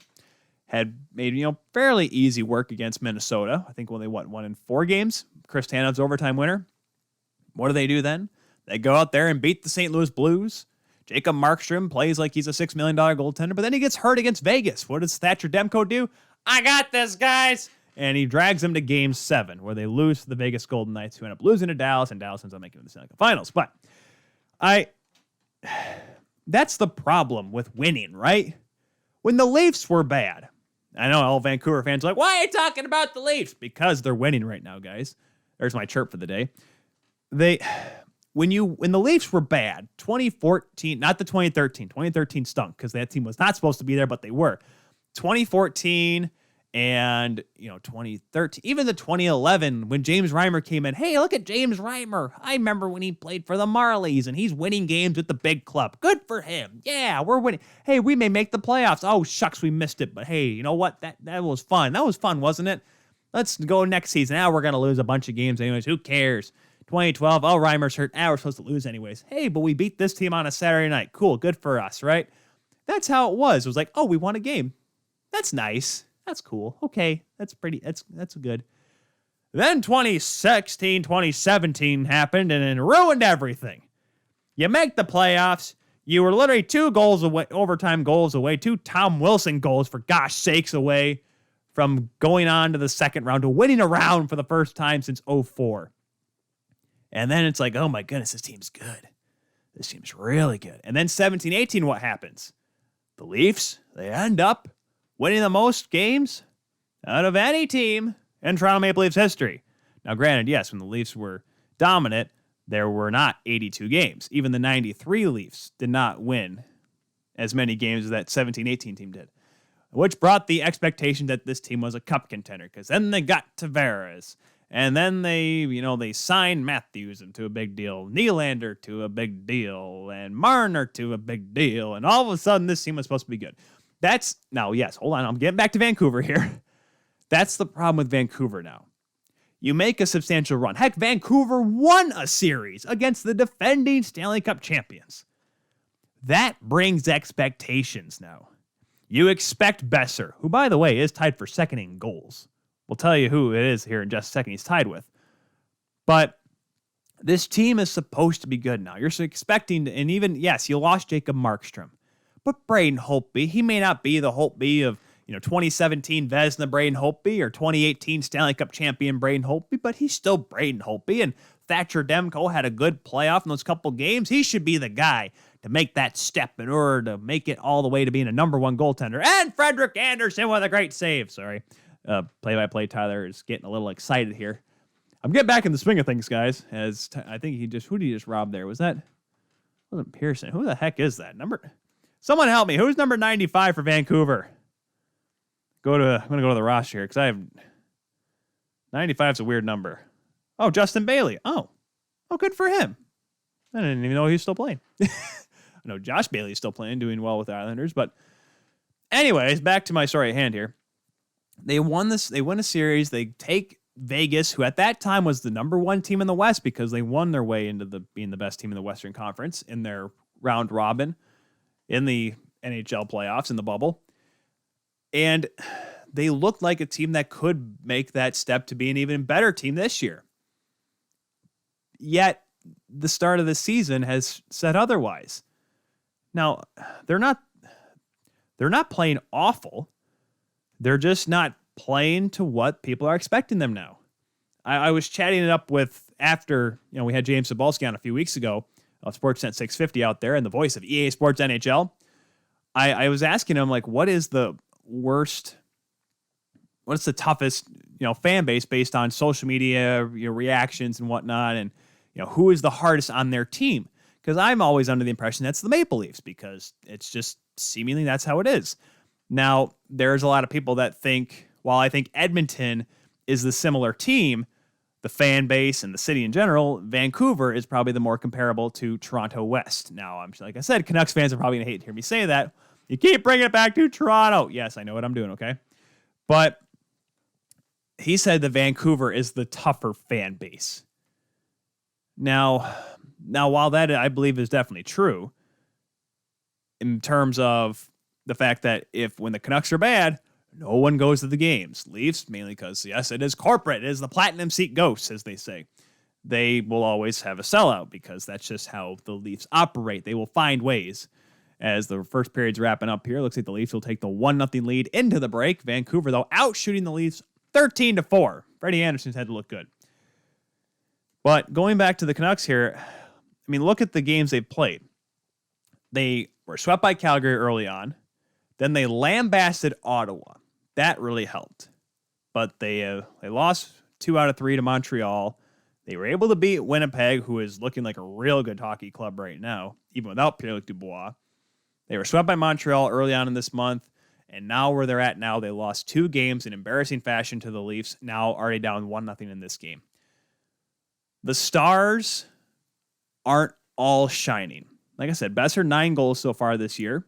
Very respectable. But Pettersson is a little bit sluggish right now. Quinn Hughes, yeah, he's putting up points, but he doesn't seem like the X factor that he was last season. And let's be honest, the goaltending is not looking so strong. And that could be, being left out behind. You got Braden Holtby kind of calling out his team. The thing is not right with Vancouver. And I listen, I want this division to just be a gong show. Like when we were talking in the preseason preview, I want every team to have a shot to win this division.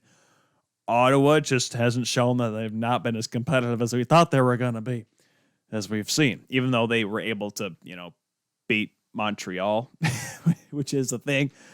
They're just going to beat the teams that were in the East last year. They're going to beat Toronto. They're going to beat Montreal. Those are the only games that Ottawa is going to win this year. Yet Vancouver just seemingly they're not, it's a mixture of not converting, and when the bad begins, they fall. They have not won a game this year where they have given up the first goal. They're, I think, 0-7? I think I heard on Hockey Central today, Justin Bourne commenting on that. So now they give up the goal here in this one, despite outplaying the Leafs handedly, outshooting them, outchancing them, getting the betterment of the chances. They're down 1-0. How will they respond? Now, we're not going to be able to get all of the reaction here because the game will wrap up after we go off the air here on 12 Ounce Sports. Yet you look at it and you wonder, what is the problem? Now, one guy that is maybe giving them the biggest amount of heck in the world today, that is Tyler Toffoli. Now, I'll tie this back into the Vancouver Canucks here in just a minute and what this has to do with the hockey club. But I look at this performance, this single-handed performance by Tyler Toffoli, and it's incredible. This guy, in 5 games against the Canucks, 8 goals, 3 assists, 11 points. Guess how many points he has overall? 9 goals, 4 assists, 13 points. He only has 1 goal and 1 assist in the rest of the games that he's played this year for the Montreal Canadiens. Now, yes, the Montreal is a very deep team this year, so you don't necessarily need him to be the superstar. But he's second on the team in scoring, tied for second in the NHL with goals with Besser and some guy named Connor McDavid. You ever heard of him? He's a pretty good player right here. Yet, for some reason against Vancouver, he steps up. It's a laughable story. 3 3-point games against the Canucks, Tyler Toffoli's done. He had a hat trick back on January the 20th against the Vancouver Canucks. He is, and he's making great plays. And Toffoli, we saw in Los Angeles in their prime when the Kings were the Kings of the Western Conference. He was one of their big scorers, one of their guys that really stepped up. And I look at this and do you think it's because he was mad that he didn't get re-signed by the Vancouver Canucks? Because now everyone is pointing the finger at Jim Benning, or Bim Jennings, as some people like to make fun of him as. Is he not enemy number 1 in Vancouver right now? Because think of it this way.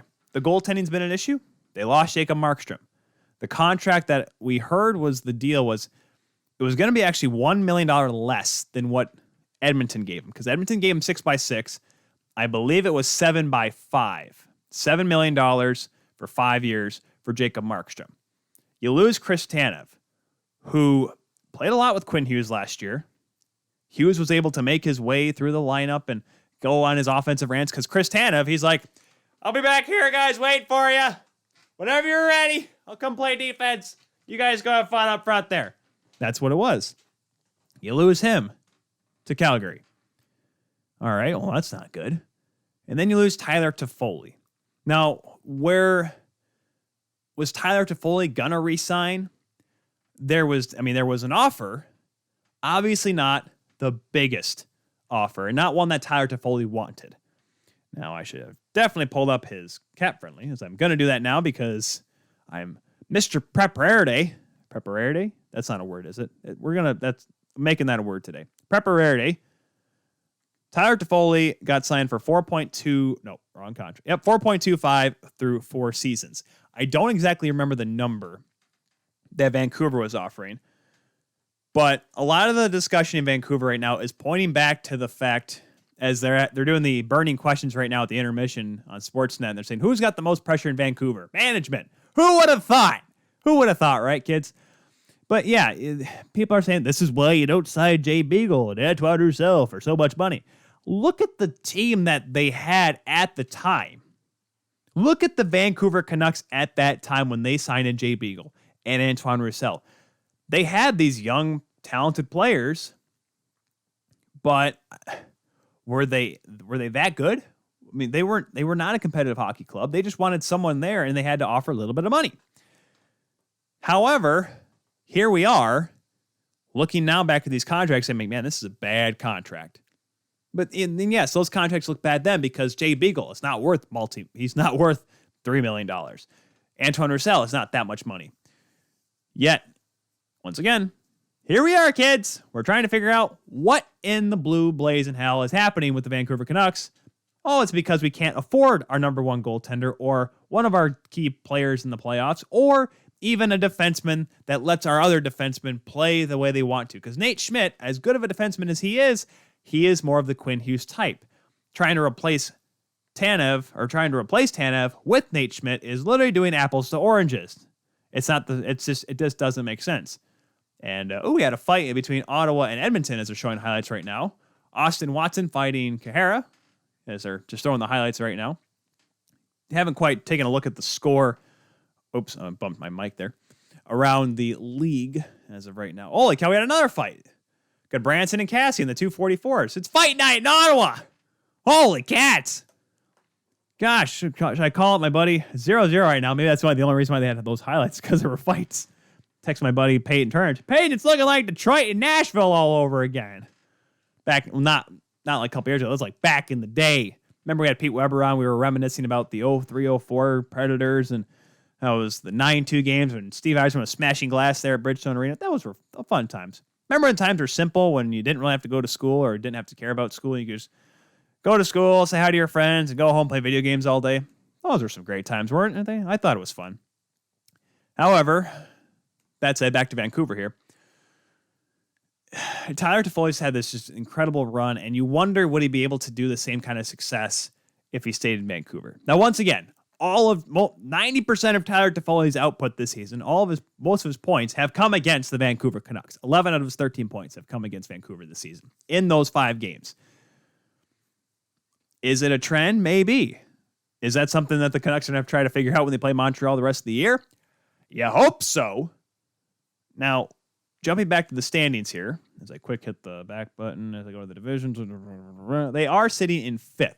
They are tied with Edmonton, who is 6-7, and that is a whole other story within itself because by the way, Mike Smith is actually playing in this game for the Ottawa Senators.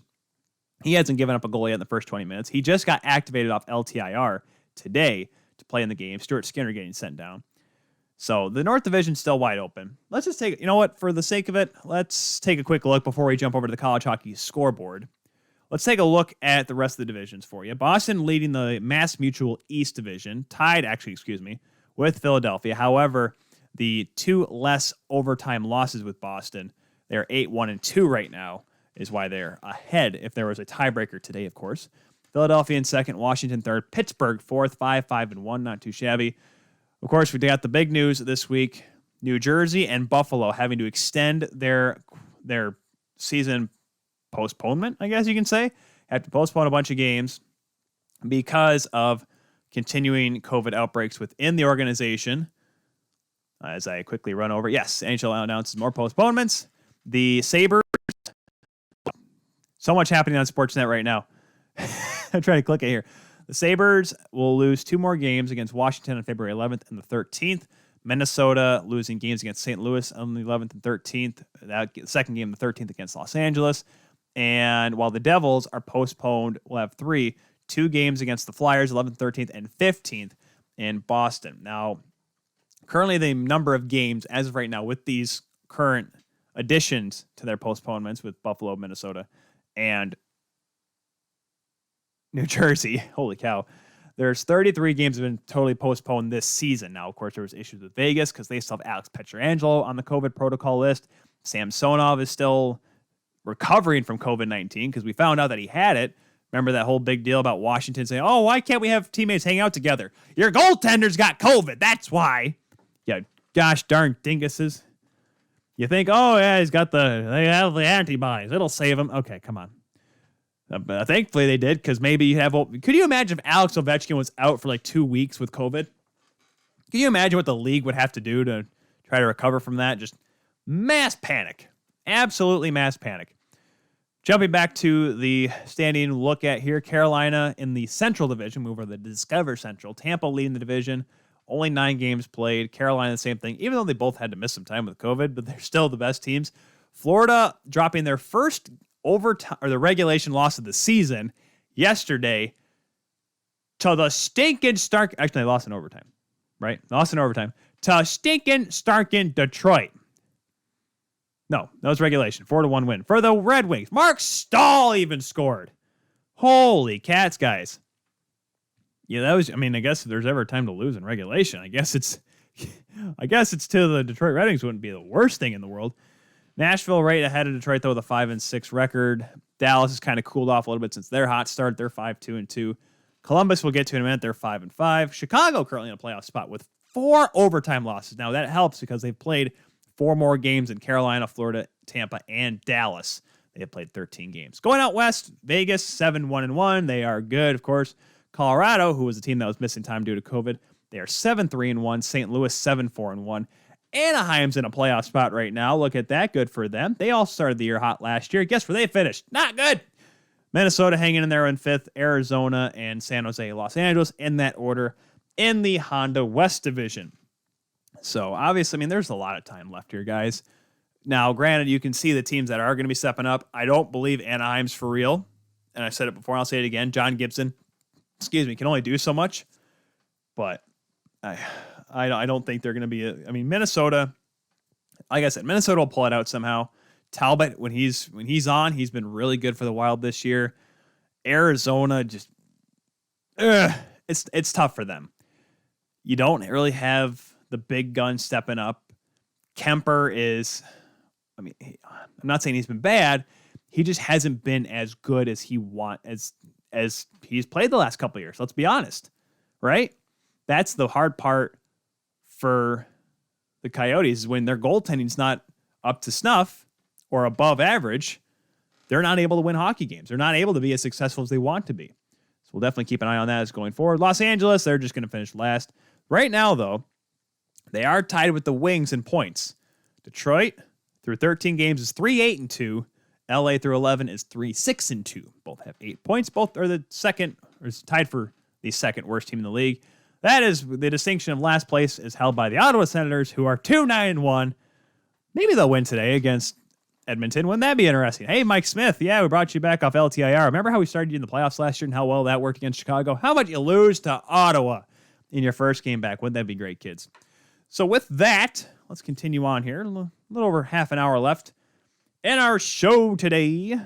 You're on 12 Ounce Sports, the Kula Show, which you can find every Monday.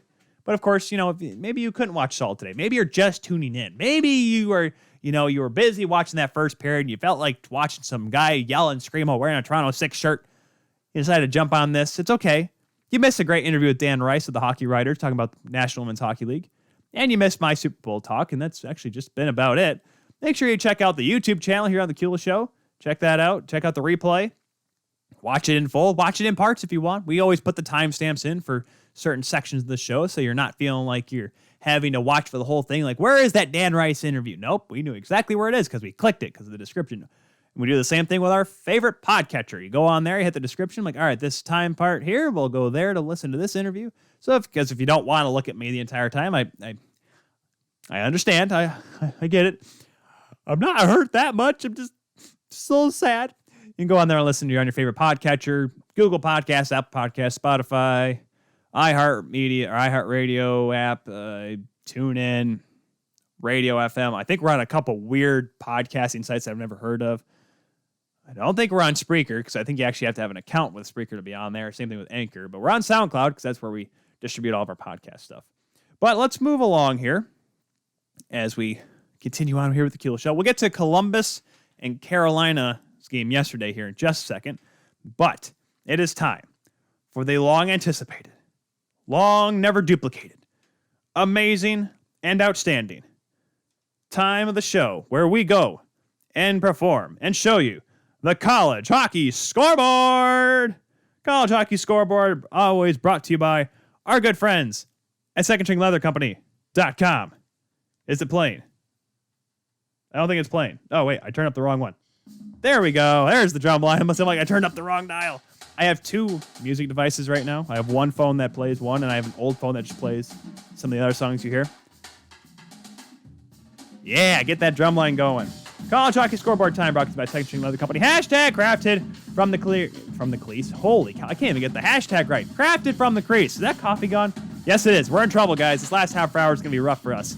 However, jumping on back to Tuesday, Hockey East action. Boston College beating Northeastern 6-2. Michigan Tech beating Ferris State. I was at that game. Alec Bretzman scoring a goal and assist. So did Tristan Ashbrook. 6-4 win for the Huskies. Thursday, Sacred Heart beating Bentley 4-0. Robert Morris beating Long Island University 4-1. ECAC Colgate beating Clarkson 2-0. Another loss for the Clarkson Golden Knights, showing once again that I don't think they should be a top 10 team. But regardless, what do I know? I am just a kind little broadcaster. My name is Tyler. How are you doing? Moving on along now to Friday, as we get you up on the board here. Friday's action in Atlantic hockey. Robert Morris beating Long Island 4-0. They complete the week sweep, if you will, over the Sharks. 4-0 win. Brandon McCallion, 1 goal and an assist in that one. Noah West, a 28-save shutout for the Colonel. Sacred Heart beating Bentley 4-2. Austin McGarrett, a goal and an assist, including the game-winning goal for the Pioneers. Also, RIT beating Mercyhurst 2-1. Big Ten action. Wisconsin beating Minnesota 4-1. Cole Caulfield, 2 goals, including the game winner there. Notre Dame was able to beat Ohio State 6-1 in their first game of their weekend set. ECAC action. Quinnipiac beating up St. Lawrence 4-1. Matthew Fawcett, 2 goals, including Michael Lombardi, a goal and an assist, including the game-winning goal for the Bobcats. Jumping on over to Hockey East. Boston College. Finally, the two Boston teams get to go up against each other because Boston was able to actually play a game without COVID. 4-3 overtime win for the Eagles. Drew Hellison, game-winning goal with 0.1 seconds left in overtime. Mark McLaughlin also getting a goal and an assist in that game as the Eagles were able to beat their in-state rivals. UConn also with a stunner beating Northeastern 4-1. Johnny Evans, his 12th goal of the season, including the game-winning goal. UConn now is actually ranked number 20 in the nation with the recent USCHO polls. Also in Hockey East action, New Hampshire with a stunner beating UMass Lowell 2-1. NCHC action, Omaha and Denver taking on each other. Denver is able to pull off the win against number 9 Denver 3-1. Cole Gutman, a goal and 2 assists. Carter Savoy, a goal and an assist for the Pioneers. And also St. Cloud State beating Western Michigan 5-1. Duluth over Miami 8-1. Cole Koepke with a hat trick. WCHA action, 4-0 win for number 6 Minnesota State over Bowling Green. Dryden McKay, 30 saves, 21st career shutout, puts him tied for second all time. That's his 7th of the season as well. Also in WCHA action, Bemidji State tying Ferris State. Ferris State getting their first sort of win. They end up winning in the shootout, get a tie against the Beavers, and Michigan Tech beating Alabama Huntsville 3-1. As we now jump on over to Saturday, if I can find Saturday. There's Saturday. Graphics are tough, guys, when you're not really paying attention half the time. Saturday, RIT and Mercyhurst 6-2 win for the Lakers. Brendan Schneider, a goal and 2 assists. Big Ten action, Notre Dame beating Ohio State big time 8-1. Nick Laverman, 2 goals. Also a big win. Wisconsin, 8-1 win over Minnesota. Guys, I think Wisconsin's for real. They're number 1 now in the Big Ten Conference. ECAC, Clarkson, and Colgate tie at 1. Knights win in a shootout thanks to Zach Zakos' goal. And Quinnipiac was able to outlast St. Lawrence with a 2-1 win, getting the weekend sweep over the Saints due to the Bobcats. NCHC action, Western Michigan with a big stunner, an overtime win over the St. Cloud State Huskies. Drew Warad, 2 goals, including the game winner in overtime. Broncos probably get their biggest win of the year. Miami also was able to fall again to Duluth. Duluth gets a weekend sweep, and Omaha comes back with an overtime win of their own, beating Denver 5-4, so they get split with the Pioneers. Hockey East action. Providence beating Merrimack 5-1. Nick Poisson, 2 goals and an assist in that one. Tice Thompson, 5 assists for the Friars, assisting on all 5 goals. And New Hampshire gets the weekend sweep over the Riverhawks, a 7-6 win. Angus Cruikshank, 4 goals and an assist. He scored the game-tying goal, which was the hat trick in the third period, and the game winner early in overtime to give New Hampshire the sweep. Who would have thought? A sweep for the New Hampshire Wildcats. That's their first sweep of the season. And number 15, Boston was able to come back on BC. They get a 3-1 win. They split with the Eagles. The Terriers now 6-2 on the season. WCHA action, Lake Superior State with a 5-4 win over Northern Michigan in overtime. Ashton called their 2 goals, including the overtime game winner for the Lakers. And Michigan Tech completes the weekend sweep of Huntsville. Blake Pietola, his 8th win of the year in net as the Huskies win 4-1 over the Chargers. Also in WCHA action, Bemidji State was able to take care of Ferris State to get the extra 3 points, 7-2 win for the Beavers. And Minnesota State 5-1 win over the Bowling Green Falcons. Had a couple games on Sunday that didn't quite have time to really put up on the board for you, but that's okay. I can give them to you right here. Here on The Kuehl Show. Hockey East, Merrimack stunning Providence, a 3-2 win as the Warriors able to get a split with Providence, which no one would have thought. Northern Michigan was able to get the split with Lake Superior State as they get a overtime win 4-3. Currently, there is a game that is played between Army and Sacred Heart. Is that game happening today? I saw the lineups put up on Twitter. Let's take a quick look at the college hockey news. See if we have an update for you there. 2-1 lead right now in the second period for the Army Black Knights over Sacred Heart. Goal scorers for Army are Mason Kruger and Eric Butte. Kevin Lombardi, a power play goal for the Sacred Heart Pioneers. Goaltenders in that one were Trevin Kozlowski and Josh Benson. Josh Benson, who had a shutout earlier this season. And that is your college hockey scoreboard. As I throw the sheet of paper and I grab the other one, I throw the other one there. Get off my desk. Get out of here. College hockey scoreboard brought to you by our good friends at SecondStringLeatherCompany.com. Hashtag crafted from the crease. The crease, not the clease, the crease. Tyler, yeah, dingus. It's something Cooper and I have gone over. Sometimes we go like, you dingus. We call each other that. But, man, that was entertaining. Second period started up between the Toronto Maple Leafs and the Vancouver Canucks. Leafs with a little bit more of a jump in the second period, which can only mean bad things for the Canucks, I would think. Because we talked about it just a moment ago, how the Canucks just seemingly cannot quite figure out what to do when they fall behind, it seems like. So let's get into, I'll quickly run through the new COVID-19 protocols in the National Hockey League, because I'm pretty sure I mentioned that earlier, and probably quickly go through it here. This is obviously coming from last Wednesday when Minnesota, New Jersey, Colorado, and Buffalo all had to postpone games, like we said or just a few minutes ago. Minnesota, New Jersey, and Buffalo had to extend their quarantine, if you will. A couple things they ended up doing. Of course, the big one that is pretty noticeable on TV, the glass removed behind the benches.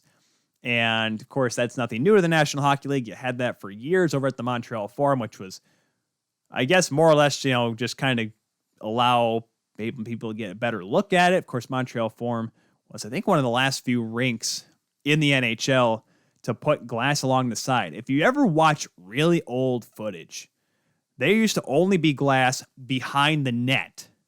So people just wouldn't get clobbered by slap shots by Boom Boom Jeffrey on that missed, right? So the NHL, they end up, they didn't mandate teams to put glass along the side or chicken wire even along the side. We got a little bit of a scuffle here as Tanner Pearson and Morgan Riley are saying hello to each other with more little of aggression than discussion. Regardless, so that was a big thing there because the league is trying to improve ventilation as much as possible. Trying to make sure there's less close contact with all these positive cases, right? So the glass gets taken out. Also, portable air cleaners behind the benches, trying to find a way to keep the air clean. Like I said, even in a big empty arena, the close quarters of being behind the glass or being in front of the glass, on the benches and being around each other, there's still kind of a confined space. And it's kind of funny, you're in the penalty box, right? I wonder if the league's ever thought about moving the glass behind there, because when you're in the penalty box or even in the scorekeeper's box, that in itself can be a very, very tight, confined space. I remember doing games at a public rink for a long time. We had a little portable heater down by our feet because, it keeps you a little bit as warm as possible. But you kept that door shut behind you, because if that door was open, even the warm air, as small of it as it may have been, it would get out. You'd actually be a little bit warm sitting in the enclosed space in a scorekeeper's box. So that's, I think, why the league's going to do that. And I wonder if the league will consider doing that behind the penalty boxes. Now, yes, there are a lot more players on the bench, but it's a much more tighter space in the penalty box. That's, I think, my reason on that. Teams cannot arrive earlier than an hour and 45 minutes before puck drop. Now, this is the one that got a lot, because the exception being if you need injury treatment. This is the one that got a lot of people riled up, a lot of players riled up, because, shoot, there's a lot of guys that show up 3 hours before game time to the rink to just relax. You have your routine, kind of just get you in the right mindset. You know, some players have extended warm-up times. Excuse me, had a burp there. But there's a certain minutia, certain relaxation part of being at a rink for a long time. I used to try to get to the rink a couple hours beforehand. It was tough in college because our coach wouldn't let us in the locker room until he got there, or at least until I think it was like 90 minutes before puck drop. But I liked getting there early just to relax. I wouldn't feel rushed to warm up. I wouldn't feel rushed to get dressed. I could just go in the locker room, just sit there and relax, maybe have a snack or a pregame meal, a small one, obviously. I would eat like 5 hours for a game time, have a big meal, but have a granola bar or something and just kind of relax, not having to worry about too much. That was always the best part about it. And like I said, some NHLers get there earlier. Shoot, there were the stories of Kevin Lowe and Wayne Gretzky getting there at like 3:30, mainly because, they can just hang out there. And of course, NHL teams, they have players lounges. Heck, you could go to the rink and take a nap if you want to, but they're trying to limit player interaction or player and staff interaction, which is why they're cutting back the time players can be in the arena. So obviously there is that, and a lot of players have issues with it because they like being around the rink for long periods of time. Now, obviously this is COVID-19, this is a pandemic, so I guess the players are just going to have to adjust to that. And another thing too, more locker room space. They're suggesting that it be used, because obviously a lot of arenas have multiple rooms where players can get dressed. Of course, in the National Hockey League, we saw with Edmonton and Toronto, teams were getting dressed in the Raptors locker room and the away basketball locker room. There's other dressing rooms throughout the arena and throughout the facilities. So they're trying to find ways to limit close contact with each other, which I get. Another thing they're trying to start doing, they're trying to increase rapid testing. Now, we saw this yesterday, like we talked about a little bit with Dan Rice. We were talking about, we kind of mentioned it about Philadelphia. Travis Sanheim testing positive in the morning after the PCR test. So what they did is they tested the rest of the team quickly with the rapid testing, the 15, 20-minute testing where you get the results really quickly. Everyone else tested negative, so they're able to play against Washington yesterday, where Philly absolutely handled Washington. I'm pretty sure Washington would not want to play in that game, even though Ovechkin had a great game. Flyers won that game 7-4.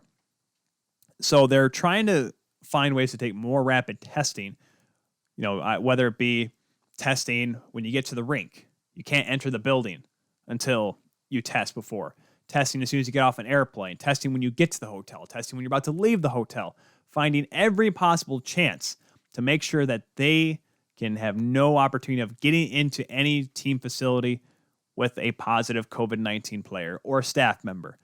So they're looking at securing more docking stations, according to, this is from Sportsnet and according to Elliot Friedman as well. The NHL approach involves players taking personal PCR tests once a day, which is a widely available testing technique, and it is the most accurate between the rapid and the PCR test. The PCR one's a lot more accurate, but it takes longer. That's the problem. It takes between 24 to 48 hours, which is what the problem was with Travis Sanheim yesterday. So that's why the leagues wants more possible rapid testing. Now, once again, the rapid tests are less accurate. That's why we're talking about false negatives, false positives. They're a thing. Matthew Stafford of the Detroit Lions is, a football reference for you, but he had a false positive because he had a rapid test that said he had it, but he didn't. That's just the unfortunate aspect of the rapid testing. Now, that said, there will be players that may test positive that are negative and players that are negative that test positive. That's the point of it, but you're trying to find every possible chance to make sure that you don't have COVID-19. They're trying to limit the spread in every way possible. So I commend the league for trying everything they can. So that's why, and don't be surprised though if there are more changes happen as we move along throughout this season. You can only hope that the league is able to get through with the majority of the regular season games played. Because if not, then we're in a little bit of trouble, aren't we? Because I want the league to play 56 games, but obviously we're realizing slowly that's not going to happen. There is a buffer, like a 10-day buffer the league has put in before the playoffs so that games can get rescheduled. Yet we're looking at the inevitable. Teams may play 50 games. Teams may play 48 games at this rate. The amount of games that are being missed, you're just going to have to either just schedule them at the end in that buffer and pray that you don't have any more. But that is, in this point, so unlikely that we're going to have to go by point percentage, maybe a slightly expanded playoff, whether you have, an 8 versus a 9, or in divisions, you may have a 4 versus 5, or having teams that are 4, 5, 6, 7 play each other once and just go on a basic medal round days in the Olympics just to try to figure out who should actually be in the playoffs. Because it'd be unfair to, say one team, like the 4th place team plays, or the 5th place team plays 5 games less than the team that's in 4th place. They're 2 points back, and in those games that, this team could win this many games and could have jumped them or whatnot, you're going to have to find a way to do it, whether it be 1-game playoffs or best of 3s or whatever. The league's got to be looking into that, right? And like I said, it's early on in the season, so they're not going to just say, here's how we're going to do it no matter what. No, because things are so fluid right now with this that you can't make a decision that's going to affect the playoffs now. You're going to probably hear it when we get closer to April. I think April would be the good guesstimate of when we start to hear what the playoff format would look like if it were to have to change from what we know now is the top 4 teams in each division and how they'll figure out how to do the Final Four. Because I don't think it's going to be like an East-West Final Four. It's going to be the best team coming out, whoever the best team is, who had the most points in the regular season, whoever the best team in the regular season was coming out of the East versus the 4th, or the best out of one division or whatever. You have the East versus, it could be East versus West, Central versus North, or North versus West, and East versus Central. It's going to be confusing, okay?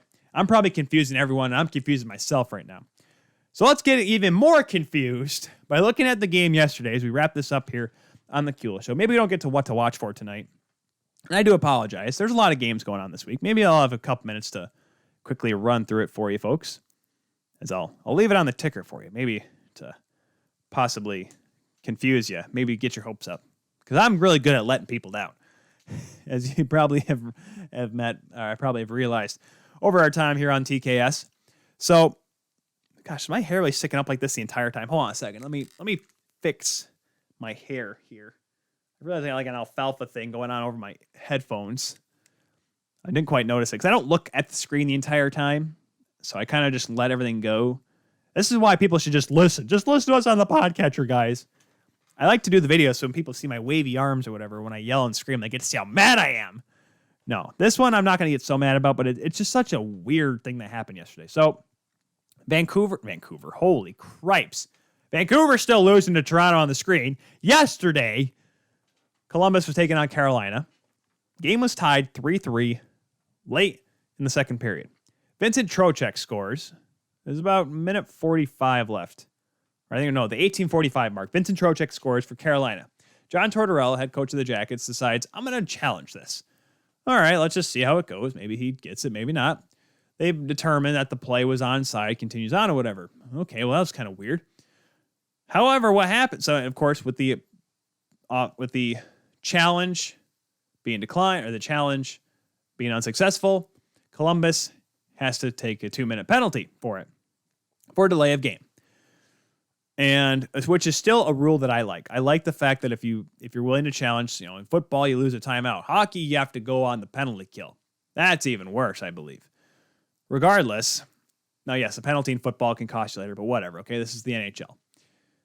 What they end up doing is they go back in the intermission, and it was determined that, oh, wow, that play was offsides. So they come out of the break and say, all right, Torch, here's what's going to happen. We're going to take off the last 45 seconds of the penalty away from you. So you go back to 5-on-5. Okay, that's nice. What about the goal? Oh, no, the goal's got to stand. Huh? Rule 37.2 of the National Hockey League states that any time after a puck is dropped after a goal, the goal must stay on the board, which is why the review is such an important deal. So that's why this is such a massive hoopla, and deservedly so, that the Blue Jackets should be mad about it. Patrick Laine sounded off on it, saying he was very unhappy on how it was handled. I forget what his exact quote was. See if I can quickly find it here. Just scroll. Why am I talking? Why is there football? Here we go. Dang it, the 31 Thoughts podcast came out. I can't get to that. Oh, so here's what Laine says. That's the biggest joke I've ever seen. And then don't forget, Patrick Laine's only been there for a few games, and that's obviously not a helpful look. But the fact that Laine is mad about it, I'm sure Columbus fans are like, yes, he's one of us. Well, of course, he wears your sweater, and he is technically contractually signed to play for your team. So, yes, he is. That said, Torts was quiet about it. He said, I'll let the league figure it out, because Torts is probably realizing that if he keeps going after the officials like yours truly does, he's not going to get many calls going his way. So he's trying to make sure he can get a power play or two tonight, which they are playing the Canucks tonight, by the way. Not the Canucks. Good Lord. Why am I talking about Vancouver so much? In action tonight is Carolina and Columbus. That game right now, 1-1 halfway through the hockey game. Let's see how many power plays we got here, because I was mentioned, Jeff Merrick mentioned it on Hockey Central today, talking about how maybe Columbus gets a few more calls. Let's take a look-see. Power plays. Columbus has the only one so far. Only one. And go into Columbus. They did not convert on it. So in terms of the penalties given game, the Vancouver Canucks just scored. That's why. The Columbus Blue Jackets are kicking tail. I'm just going to title this episode, Vancouver. Tyler talks about a lot of them because for some reason he keeps getting distracted by Vancouver. I'd love to visit Vancouver, but I keep saying it. I'm sorry. 1-1 right now, halfway through the hockey game between the Leafs and the Vancouver Canucks. So regardless, so apparently what happened was someone told the linesman over the headset we have a good goal. There's rumors of how it happened, but apparently the wrong guy was talking to them. That was the word that I heard this today on Hockey Central. And like I said, if you go on the 31 Thoughts podcast, you may hear a different story from Elliot Friedman, because Elliot Friedman, Buddy Friedge, knows everything. He is on it like white on rice, like, on peanut butter and jelly. He is on it. Now, some people have peanut allergies, so they can only jelly sandwiches, but whatever. Cheese on toast or butter on toast. I don't know. Go with your own comparison, if you will. Yet, I don't know if I don't want to yell about it. It's so funny because how do you let that happen? All right, guys, we got a review coming out of Carolina and Columbus. Okay, Timmy, take it away. We got a goal. We just called you. It's a good goal. Okay, we got a good goal. Take a headset off. All right, we got a goal on the ice. Which one? What game was that for again? Columbus and Carolina? I thought it was a different game. I thought it was just the one that just got scored yesterday. Mark Stahl's goal for Detroit. I thought that was the good goal. I don't know why what? You're telling me I got the wrong one? Oh my. That's literally the George Takei effect right there. So obviously tough for Columbus and Carolina. Now some people are saying, oh, but that didn't even result in the game-winning goal, though. Carolina ended up winning the game 6-5. But yes, folks, you take that one goal away, it's 5-5. Tyler can math. How do you mess? Listen, it's the National Hockey League, and as the season has slowly carried on, or at least the last couple of weeks have carried through, I have begun to realize that it really doesn't matter what I think. The National Hockey League will just be weird and funny and half the time not make any sense to anybody. So I'm not shocked in the slightest that happened. So we got a few minutes left here. See, we got time for what to watch for. I knew you guys were excited for it. Tomorrow, Flyers and Caps, second game of their back-to-back. James Van Riemsdyk is having just this ridiculous season, guys. He leads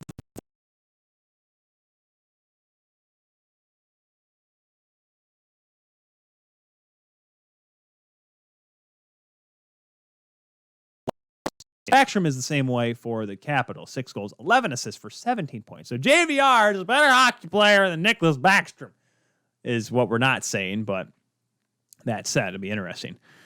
Red Wings and Panthers tomorrow. I wonder if Red Wings can get the sweep in this little mini-series. Wouldn't that be interesting? No, that won't happen. Lightning in Nashville, man, that could go really south for the Predators for sure. Taking a gander around, I mean, yeah, Vegas and Anaheim tomorrow night. That is, like I said, I'm not betting on Anaheim, but right now in that West Division, that's kind of a big game. Now, if Vegas goes out there and throttles them 6-0, I look like an idiot. But the way the Ducks have played this year, the way the Ducks have shown that, hey, they can hang around. Now, listen, when half the division is San Jose, Arizona, Los Angeles, yes, you're right. There are some teams that should be doing really well. Or the team should do well in a division like that. Jets and Flames playing also tomorrow. The Jets seemingly have the Flames number. Jets are 7-3-1 right now, guys. I know some people are picking them to go fall out. I was one that kind of left them on the outside. I think I picked them 5th. But here they are. They are a team that is hanging in there. And if they can do it consistently, Connor Hellebuyck's looking good. Laurent Brossoit is playing some decent minutes. Scheifele, Blake Wheeler, they're putting up points. So, and Paul Maurice is defending his teammates, calling people out for saying that Blake Wheeler played bad. He's letting them know that I don't give a crap about that. I don't care what your analytics say. Looking at on Wednesday, you have Maple Leafs and Habs, which is all of a sudden looking like the marquee matchup. Seriously, when was the last? I think the 16-17 season was the last time that the Leafs and Habs were a marquee matchup based on, who is the better team in the North. When was the last time that the Leafs and the Habs were in the same division where they were the top 2 teams? I'm trying to think, because it wasn't the 16-17 season, because the Leafs barely made the playoffs that year. Montreal won the division, the Atlantic Division that year. But it's been a while since that has happened. You get the first Tampa versus Florida battle on Thursday, the first start of that. I believe they play Saturday. Yes, Saturday for Tampa, Florida. Now, that has been, I think, the big thing for Florida is that they have not had to play Tampa yet. They haven't had to play Carolina yet. So they're 6-1-2 against lesser of the competition, if you will. I mean, they did play Columbus, which they played pretty well against. But I still believe, though, that Tampa's the better team. However, Huberdeau's looking good, 12 points. Christopher Verhaeghe, 6 goals on the season. He's looking like I'm not saying a dominant player, but he's looking like a guy that could be a game changer for Florida. He could really pick up the slack that Vincent Trocheck left when he was traded to Carolina. And Tampa and Florida, I want a Tampa-Florida series so bad. And it's going to think that this year is not the year. Maybe we don't get fans in the stands for those games. But I remember, was it last year I picked Florida to finish ahead of them because I thought Bobrovsky's there and Quenneville's coaching. It'll be Boston winning the division. And then you're going to have Florida and Tampa. I thought that was the dream matchup. That was it. Right? That was going to be the marquee matchup coming out of the Atlantic Division last year. And then Bobrovsky decided, I don't need to make any saves. I'm making $10 million. I'm just going to stink up the joint. Let's just hope that doesn't happen again this year for Florida. I want Florida to do well. We get Flames and Canucks coming up on Thursday, Saturday. Right? Thursday, Saturday? I just lost it. I'm just scrolling at this point. I usually write down these, but I'm like, let's just kind of just scroll through today. Kind of keep it fresh, keep it light. Flames and Canucks. Yep, Thursday, Saturday. The battle between the Vancouver Canucks and a couple players that also played for the Canucks last year. The Calgary Canucks, as some people like to call them. Listen, if Vancouver, like I said, they're tied 1-1 in this game, but it's a big telltale sign. If Vancouver, who has played 15 games compared to Calgary, who's only played 11 coming into tonight. They play Ottawa or Edmonton later on tonight in the second game of the Battle of Alberta this season. If Vancouver can't turn it around, they'll be in trouble. And I think Calgary's got the weapons to pull it off and really flex their muscle on the Canucks. I want the Canucks to do better. But man, if the way Calgary can kind of shut teams down, if Markstrom can play well, Vancouver is going to have a tough stretch here. Now, going back to the Battle of Alberta, so we quickly wrap things up here. Quick last thoughts on this one. Man, they should have won. They should have won that game. Edmonton, by the way, is playing Ottawa. I got that mixed up again. They play back-to-back nights. I don't even know what's happening right now. Ottawa! Holy cow, Ottawa's up 1-0. Evgeny Dadonov, former Florida Panther, scoring the goal here in the second period. So beating Mike Smith for the first time this season. Edmonton, it's the goaltending. They missed out on getting Markstrom. I remember that.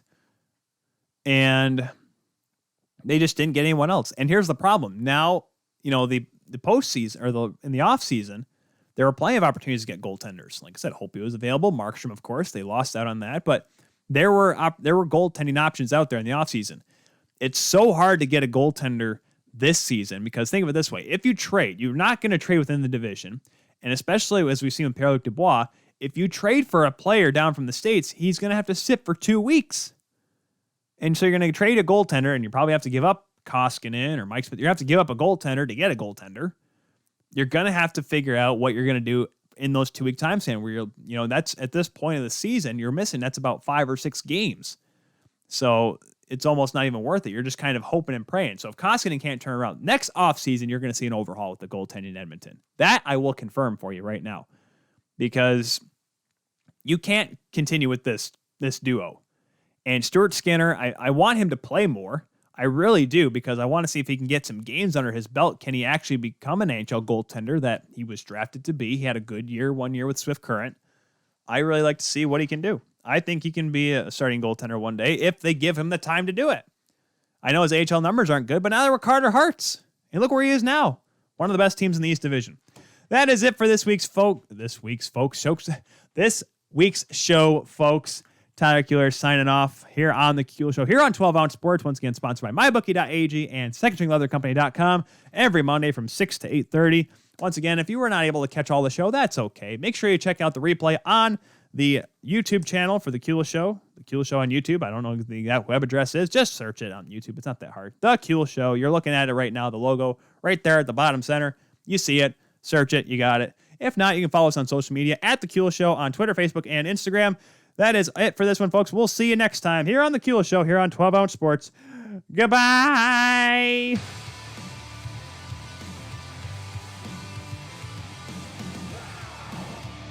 Twelve Ounce Sports in minor league.